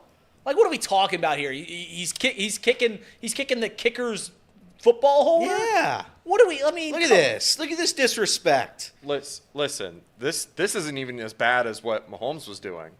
I'm gonna pull up what Mahomes was doing because that was much worse. This is ridiculous. If you're getting ready for a game and the opposing team has equipment where you're getting ready for the game, Yep. I'm going to kick it out of the way every time. Yeah, getting rid of it for sure. And right there, that's not bad at all. He's What- just yeah, what are picking we it up and talking flipping about? it out of the way. I was talking more about stuff on the field with Kelce. I know, but there was a lot of people on X and were texting like, how do you guys root for these guys? And I don't root for the Chiefs. But how can you guys not say these are villains? What? Like, what are we talking about? If you get ready for a baseball game and you see some bats and a glove on the left field foul line, and you're getting ready to throw, I'm going to chuck your stuff in like. Well, then now not. you're Come kind of on. crossing a line a little bit. I mean, look, I saw guys doing it at the end of a state championship lacrosse game, and it's Bush League. They're walking off the field. They just got their asses beat. And because the celebrating team has their sticks and their helmets and their pads laying all over the field, that's sour and these grapes. guys are walking off and they're kicking it. I mean, come on. That's you don't sour need to grapes. kick anything. Right there was fine. He picked it up, threw it out of the way, move on. When You're in our way getting when I'm ready getting for ready stuff. for battle. Listen, You can get ready for battle and not be a jag. listen. I mean, this isn't bad, though. Sour grapes after a game. That's one thing. Like you're alluding to. I don't think these two things are the same. I think Patrick Mahomes and Travis Kelce are throwing before a game, and Justin Tucker's equipment's right there. And there's like, get this stuff out of Yeah, here. I agree with you 100%. I got no problem with it at all. None at all. But I'm just talking about the stuff that goes on in the game. When you start sitting here for a second and we get all worked up about this guy or that guy, whether it's player, coach, whatever it might be. We heard a lot of this last year about people asking about John Harbaugh. Mm-hmm. When John Harbaugh took over, they went to 1, 2, 3 AFC championship games in his first 5 years. And they won a Super Bowl in 2012. Yep. They then went 4 of the next 5 years where they only made the playoffs one time. And the only playoff game they went to, they got beat. So they went 5 years of playing in an AFC championship 3 times and won a Super Bowl. They go the next, what is this? 1, 2, 3, 4, 5, 6, 7. They go the next 7 years and do not win a single playoff game. They get to the playoffs. After they made it in 14, they lose in the divisional game, won a game, so they won 1, and then lost to the Patriots. But then they go 15, 16, 17, 18, 19. They don't win a playoff game. In 2020,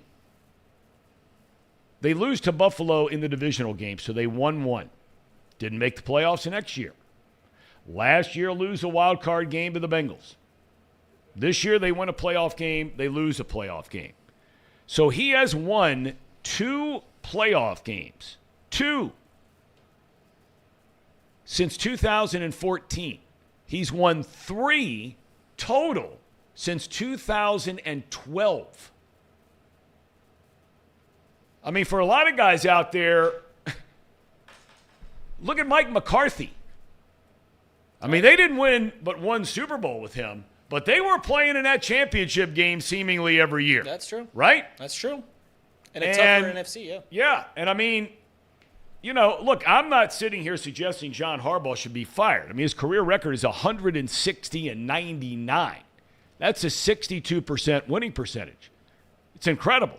He's had a great run at it. But, you know, you look at his first 5 years in the league, he won 6, 7, 8, 9 of his career 12 playoff wins came in his first 5 years. He has 3 in the last 13 seasons. I mean, Johnny come lately league. What have you done for me lately? Right. There's a lot of similarities, not just between him. You mentioned Mike McCarthy. You could throw Mike Tomlin in there. And these are 3 guys that have won 60% of their games in their career. Yep. Have seemingly been in the postseason every year, but as of late, haven't had a whole lot of postseason success. Do we put too much credence on postseason success in the NFL? Maybe. Maybe we do. But, yeah, I mean, John Harbaugh's not going to lose his job. I mean, he's not going to lose his job. He shouldn't be on the hot seat. But if this same thing happens again, you know, where they look like the best team in the league as they did in 2019, as they did this year, and they don't get to the Super Bowl, the offense kind of no-shows there late, then you could start having some serious conversations about what's going on there in John Harbaugh. And I mentioned this earlier, the one thing that was the most surprising from the Baltimore Ravens was just how it all kind of unraveled. The one thing that you would probably say about John Harbaugh and the guys like Mike Tomlin and stuff like that is they're not gonna shy up to competition, right? Yeah. They're not gonna unravel when the pressure gets a little too much. But they certainly did last night. So, yeah, no, I think John Harbaugh's a great coach. I did like Jim was there. He was there. So Jim and John, those are the boys. Those are the dynamic duo. How do we get a Chargers-Ravens playoff game next year? That'll be elite. Well, they're playing in the regular season. In L.A. or in Baltimore? I don't know, but I thought I heard the other day they're playing in the regular Baltimore. season next year. So that'd be fun. That would be fun. That would be fun. Yeah, that'd be a lot of fun. Tom, you mentioned the conspiracies in your monologue. Oh my gosh! Is it not? It's unbelievable to me. It's so like even my wife will like point out the big one was the logo, right? The Super Bowl logo over the last 3 years have shown both colors from the Super Bowl teams. So everyone's like, oh, there's purple and there's red. It means it's going to be the Baltimore Ravens versus the San Francisco 49ers. Watch out. And then it doesn't happen. I'm just so glad that we don't have to hear about the logo conspiracy anymore. No, but you're going to hear a lot about it. We're gonna hear another conspiracy every year. I mean, that's just what it is. NFL's rigged, all this stuff. The other one was they want the first game of the year and the last game of the year to be the exact same, Lions versus Chiefs. Whatever. It's so tired, Tom. I don't know why we think that it is rigged. Like, I truly don't understand why you think it's rigged. Because if it was, the NFL over the last 60 years has had thousands and hundreds of thousands of employees, right? Between players, coaches, people in the front office, all this stuff. And not a single person, not one, we're not even talking about one Looney Tune going out there with tinfoil on his head going, I work for them and they rig it. Yeah. This is all rigged. Be the greatest secret of all time. Not one person through the thousands to tens of thousands to hundreds of thousands of employees have come out and said, oh, yeah, we absolutely rigged this stuff. This is 100%. We rig all of it. Yeah, you can't rig it, unfortunately, or else nobody would watch. No. So that would be tough. I did believe in the first game, last game thing, Tom. First game of the season being Chiefs Lions. I really did believe that they would want the last game. I thought that was a decent one. And to be quite honest, through 2 quarters, it certainly looked that way. But, yeah, that's silly. That's just people trying to make narratives that aren't there. Right. But it's fun to talk about. It's always interesting to ask questions where we're never going to find out the answer to. But, America loves the underdog. Okay? Or America says it loves the underdog.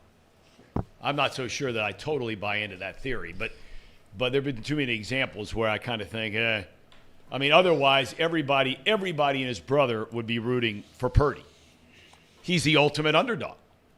And you're not getting that feeling across America, I don't think, right? No. I wonder if, so smug. About Mahomes going back to a Super Bowl, would more people watch if they were playing the Lions because they never won a Super Bowl? Or do more people want to see the San Francisco 49ers, right? They've been to how many Super Bowls? One of the top 3 or 4 franchises, maybe in all of sports, right? Going for their record-tying 6th Super Bowl title. We're not going to know the answer, but if you were just a betting man, more people watch if the Lions are in or the Niners in. Because the Chiefs, you get what you want. You really do. Yeah. People say they hate the Chiefs. They love to watch the Chiefs. The Taylor Swift thing is off the charts. People love it. They love it. They say they hate it, but they get mad when they see it. They still love it, right? It's one of those things. They love to talk about it. That's right. I don't know. I would say if the Lions had beaten the 49ers like they did in the first half and the second half, like if they just continued that momentum and just absolutely looked like the best team in the NFC, then it probably would have been the Lions. But there's more San Francisco 49ers fans naturally, I think. Yeah. So just with that alone, probably going to be more watched than that matchup. But, yeah, I think it's still going to be one of the most watched Super Bowls just because it keeps breaking the record every year. It does. And there are still storylines with it's a Super Bowl rematch. Mr. Irrelevant. Of an upgrade to Jimmy Garoppolo. So it's a very good 49ers team. Brock, I'll give Brock this. He's better than Jimmy G. I'll give Brock that. Humble Jimmy G. Humble Jimmy G. Perennial loser. Right. But, yeah, I think more people, honest to God, they probably want to watch the 49ers Chiefs because they know it's going to be a close game. It's going to be within a touchdown. But the Lions would have been damn fun. That is Cincinnati-esque. That's a fan base starving, begging for a championship. And it would have been cool to see. But I guess they'll have to wait. And Dan Campbell said in his post-game press conference, which I found it was pretty real. And again, I do personally like Dan Campbell. A lot of my anger is A, because I had a bet on him, and B, I thought it was nonsensical coaching. But he is a decent human being. He's a very good guy. He's a guy I'd go to battle for. Yep. I'd bite your kneecap off for him if he asked me to. Maybe that's why he wasn't. But he said it in his post-game press conference, and he was real when he said it. It's going to be hard. It's going to be twice as hard for the Lions to replicate this. It is going to be twice as difficult for the Lions to get back to where they were, and it's going to be, as Tom likes to say, or as not Tom, as Zach Taylor likes to say, it's going to be tough sledding. Tough sledding. It's going to be tough sledding to get back. So it'll be a big test next year to see if the Lions can replicate in a division that is definitely going to be better. The NFC North is certainly going to be a lot better than it was this year. In this past year, they still had 2 playoff teams despite everything. No, we'll see. We'll see. I mean, if Cousins leaves, the Bears are in a total rebuild thing, it looks like, again. I don't know if the NFC North is any good. I mean, Green Bay, the kid played good at the second half of the season. There's no doubt about it. He had a hell of a year. But let's see what he does next year. Everybody's just like Ellie De La Cruz, ready to put Jordan Love in the Hall of Fame. Yet Brock Purdy has 44 touchdowns in 21 career games. 44 touchdowns against 15 picks. Has the highest yards per attempt of any quarterback in the NFL stats. The last 2 years. I don't want to hear about your stats. All right, well, how about 17-4? How's that stat? I don't want to hear about your stats. That's win 17 and lose 4. That's and play in the NFC Championship game 2 years in a row. That's the whole thing about Brock Purdy is we keep flexing the arguments about this smug and pompous. No, you're the only one making that argument. Given the Nobody world, that's ever been around the guy says that except for you. I've never been guy around thanks him. the Lord on national television every time he comes on. It's all a ploy. It's all Okay. It's all a ploy. It's all a ploy. All okay. a ploy. All right. Yeah, he's beaten the let's look at the quarter. Let's look at the teams he's beaten in the postseason.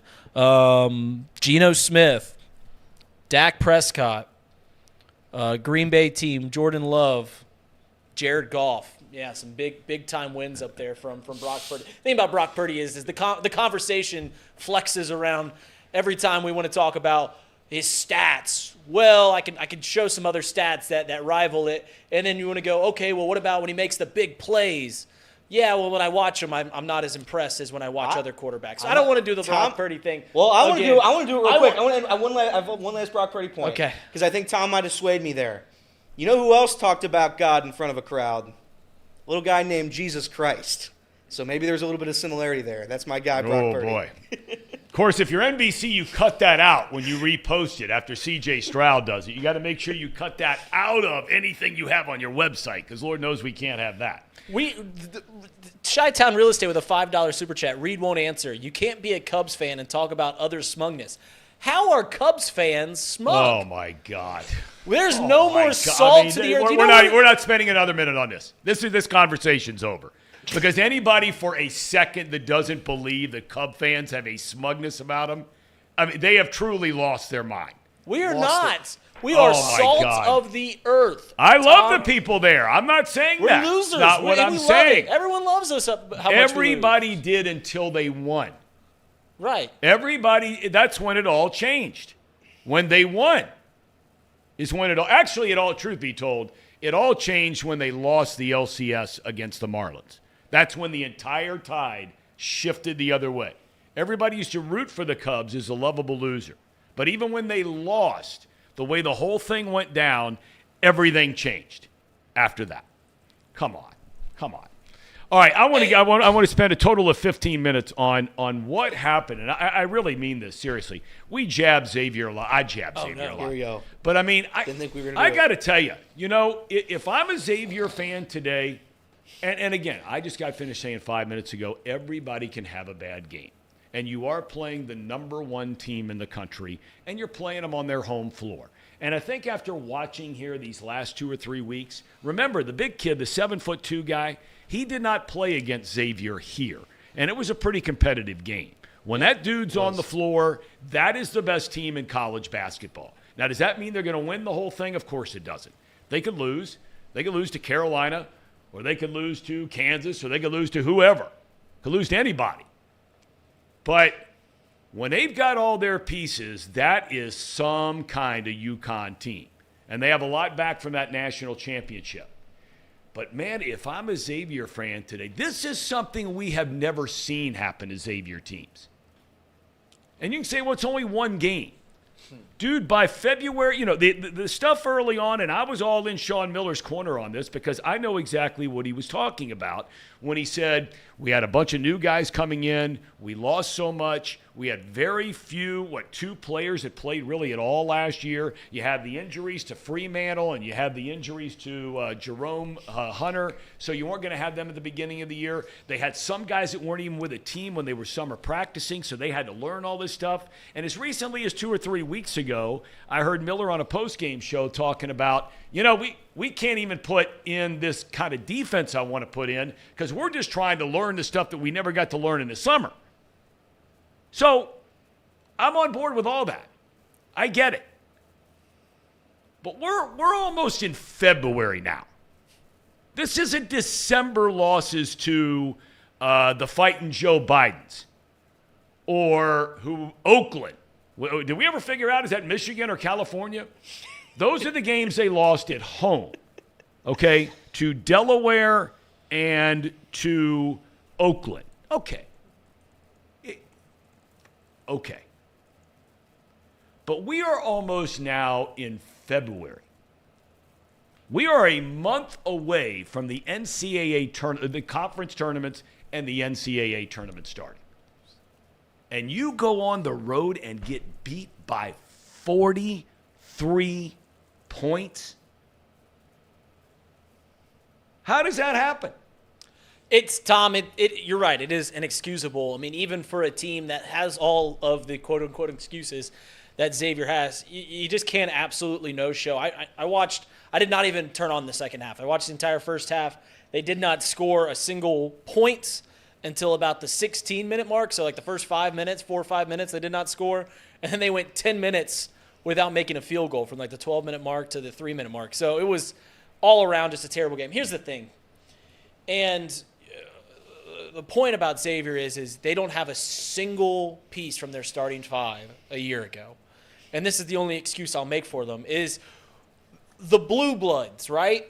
The Kansases, the UNCs, the Dukes, the UKs. They can refresh their entire starting five every year because they're going to get elite of elite talent every single year. The teams that are good programs, very good programs, like the Xaviers of the world, when you're playing in the Big East, you can't bring back nobody and expect to be successful. And that's just where it was last year, right? Everyone graduated, and the two guys that played significant time last year that were going to come back get hurt in the preseason, Zach Fremantle and Jerome Hunter. Yep. Two really good players. Zach Fremantle, I would argue at times was Xavier's best player last year. I would agree 100%. Double-double machine. Right. He's a prolific scorer. At times he would have been by far and away the best player on this Xavier team this year. But it's just you can't expect to come in and have a whole new crop of talent. I mean, Des Claude was the only guy that really saw any time last year. Des Claude was it on this Xavier team. And now they're trying to compete in the second-best conference in the country in the Big East while playing the third hardest schedule in the country. I mean, they've played Purdue, yes, they have. Houston, UConn twice, Creighton. Washington. Right, all these teams. Yep. All these teams. It's just a very tough schedule, and you're seeing the growing pains right in front of your eyes. That's all it is. One of the things, too, They'll be though, fine. like you mentioned their schedule. It has been probably – you said it was the third hardest schedule, like just in general? Yeah. It's probably been the toughest schedule, period, up to this point. The rest of their schedule, to me, is very winnable. I mean, Marquette is going to be hard, but they can win games against DePaul. They can win their game against Villanova. They can win against St. John's. They can win. They can beat Georgetown. They can beat Butler again. Yep. Creighton is going to be tough, but it's at home. Yep. Like they have a very winnable schedule. I still think that they go like 18 wins, 19 wins. Listen, if they rattle off and have a great February, win a game in the Big East, you guys are gonna be crazy here. Want to be crazy? They still can sneak in. No, and Mouse has been saying it in the chat. Their strength of schedule is very, very good. So if they get to 18 wins, and as long as they don't get bounced in the first round of the Big East, they'll be fine. They can absolutely still make the tournament. I don't think. Listen, that loss yesterday by Xavier, that was terrible. I think it was 38-8 at one point. Yeah, they started off 10-0. It was 10-0 to start. It was brutal. I watched very little bit of it. Before I had to turn it off because I couldn't bear to watch it anymore. But I will say this, and this is in all seriousness, they are a very good team. They are a decent team. Who? Xavier. I think very good team. Very good team. Oh man, you're so soft. Very You're good. so Very soft. good. I'm complimenting them. They're a very good team, and they will be back. We will see. Very good team. They're 10-10. I'm sitting here looking, and I agree with you wholeheartedly. And then you can't lie, but you can't skew the numbers here because they are what they are. But I literally sit here and I ask myself, who have they beaten? I mean, you can say, well, yeah, we play all these tough teams, but every time you play the tough teams, you lose. I mean, at least UC, you can say they play a lot of good teams and they find a way to win some of them. I mean, Xavier this year has played. They've lost. We talked about a hard. They played Purdue. They lost. They played Washington. They lost. Beat St. Mary's. St. Mary's. They played Houston. They lost. They did beat UC. We know that. They played Seton Hall, who had just lost their best player for the season. Right. They won that game. Okay, so I'll give them that. They lost to St. John's. They lost to Villanova. They lost to UConn. They beat a Butler team. They beat a Providence team. They're not any good. They beat Georgetown. They lost to a ranked team in Creighton. They have not beaten a ranked team all year long. Now, I'm not sitting here beating them down because I'm not going to do it because I think his roster is definitely short this season. There's no doubt about it. And Sean Miller is an accomplished, proven coach who will get the whole thing together. But I have to be wondering, if I'm a Xavier fan, I just got to be wondering, how do you lose by 43 points to anybody? I to some point I agree. A 43-point loss is pretty bad. But to again, I'm not going to be. At least you can just turn it off, though. As I'm a not, fan, that's right. Listen, I'm not a Xavier Don't fan, worry. but they've got a lot of young guys. Their oldest guy, Quincy, that's my guy. Reed has informed me, and Mouse has informed me many a times that he doesn't play great on the road. He certainly didn't play great yesterday. 4 for 6 from 3-point. He's still shooting like 48%. He started 0 for from 3. 7 from the field. That's not good. That's certainly not good. But yeah, Xavier's not done yet. It's just a bad loss. On the other hand, Tom, we haven't talked about UC yet. Who, by the way, that was a that is a spectacular. And in victory. fairness, UC has only beaten one team that's ranked this year. That was ranked when they played them. Now they have played a number of teams that have been ranked during the season, but when they played them, their only win against a ranked team was BYU. They lost to TCU, who's been ranked, but not ranked now, when they played them. They've lost to Texas.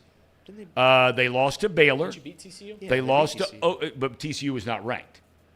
They lost to Oklahoma, who was ranked 11th at the time. They lost to Kansas, who was ranked 7th at the time.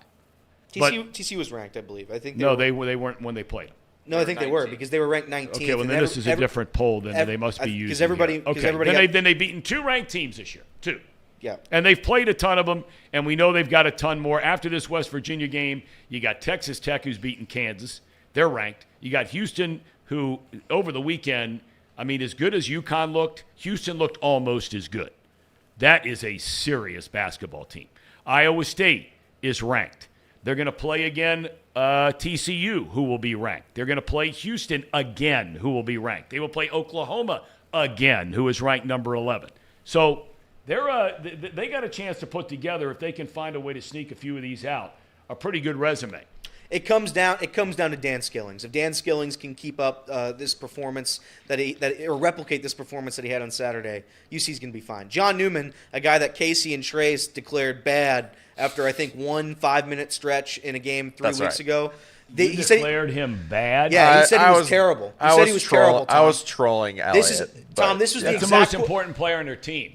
By far. By far. He's the best defensive player on the team, bar none. And offensively, he's one of the few guys that can drive with authority to the rim. And Casey, after a 3-minute stretch, this is the exact quote: "I have never watched UC play before, but after watching this 3-minute stretch, John Newman is a bad basketball player." That is the exact text. Exactly what I That said. is the exact Casey. text. That is I heard it. exactly And I think what I him and said. Trace were over there giggling about it. God knows what. Trace has 7 bandwagon teams: Georgia, Kansas. I don't know who he's on now. Packers. But it doesn't matter. Listen, UC's all the way back.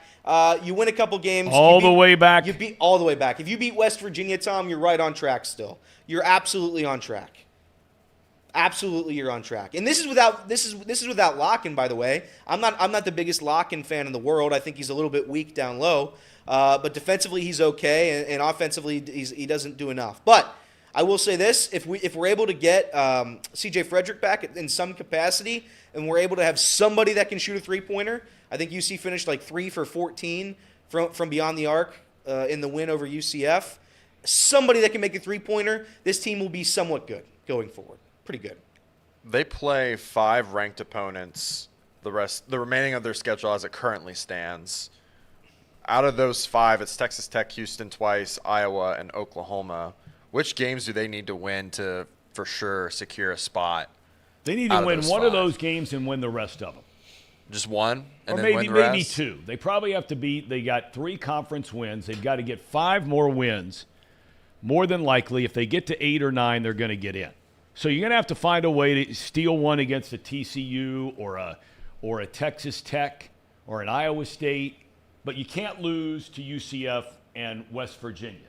You have 2 more games against West Virginia left this year. Right. You can't lose those games. You have to win those games if you want to get in. And there's a lot of college basketball left. You forget every team has about 11 or 12 games left in the season. A month, yeah. Yeah. So there's still a lot left. The Saturday slate is unbelievable. The Saturday slate of college basketball is unbelievable. This is when it really picks up. One final thing, Tom. We've talked. I just want to point this because you've been hard on Villanova this year, and rightfully so. They've lost 4 out of 5 games. They lost to Butler on Saturday in double overtime, Tom. Butler did not score a field goal for the first 8 minutes of that game, and Villanova lost. That's Terrible. insane. It was 11-0 in the first 8 minutes. That's why I really do have a lot of respect for Lenardi. I think the guy works his tail off. Morning, noon, and night. This guy's up all hours of the night punching in these numbers to computers and all this kind of stuff. But that's why when I saw this morning, when I saw Villanova, with what you just said, lost 4 out of 5, they get hammered by St. John's, get blown out of the gym. I sit there and I say to myself, UC, every game they play is a one-possession game. Every game, win or lose. I mean, they're losing by 5, they're losing by 3, they're winning by 2, they're winning by 4. Every game is basically down to a possession or 2 in the best conference in the country. And Villanova's playing St. John's, who's lost 7, and they got a good team. They're improved, but they get completely blown out of the gym, and they've lost 4 out of 5, and that's a tournament team ahead of UC? I don't know. They know a lot more about it than I do. That's wild. And Super Chats, I don't think we got to them. The Zay Flowers fumble is an example of instant karma. Says Big C, that was, I believe. And Chi-Town says, Reed won't answer. You can't be a Cubs fan and talk about other smugness. I don't get. There's no one more humble. There's no one more grounded in reality than Chicago Cubs fans. I don't get that at all. When you see when you think of the word smugness and pompous, the first thing that comes to your mind is a picture of Brock Purdy. The last thing is Chicago Cubs fans. Go watch, if you don't believe me, go watch Catching Hell. No one handled that situation with Steve Bartman better than Cubs fans. No one did. No other fan base could have handled that better. Cubs fans handled that perfectly. They threw a lot of hot dogs at him. You are pro throwing hot dogs at people. I am. Oh yeah, I did have that take. You said throwing last week. You said throwing snowballs and hot dogs at Patrick Mahomes is okay.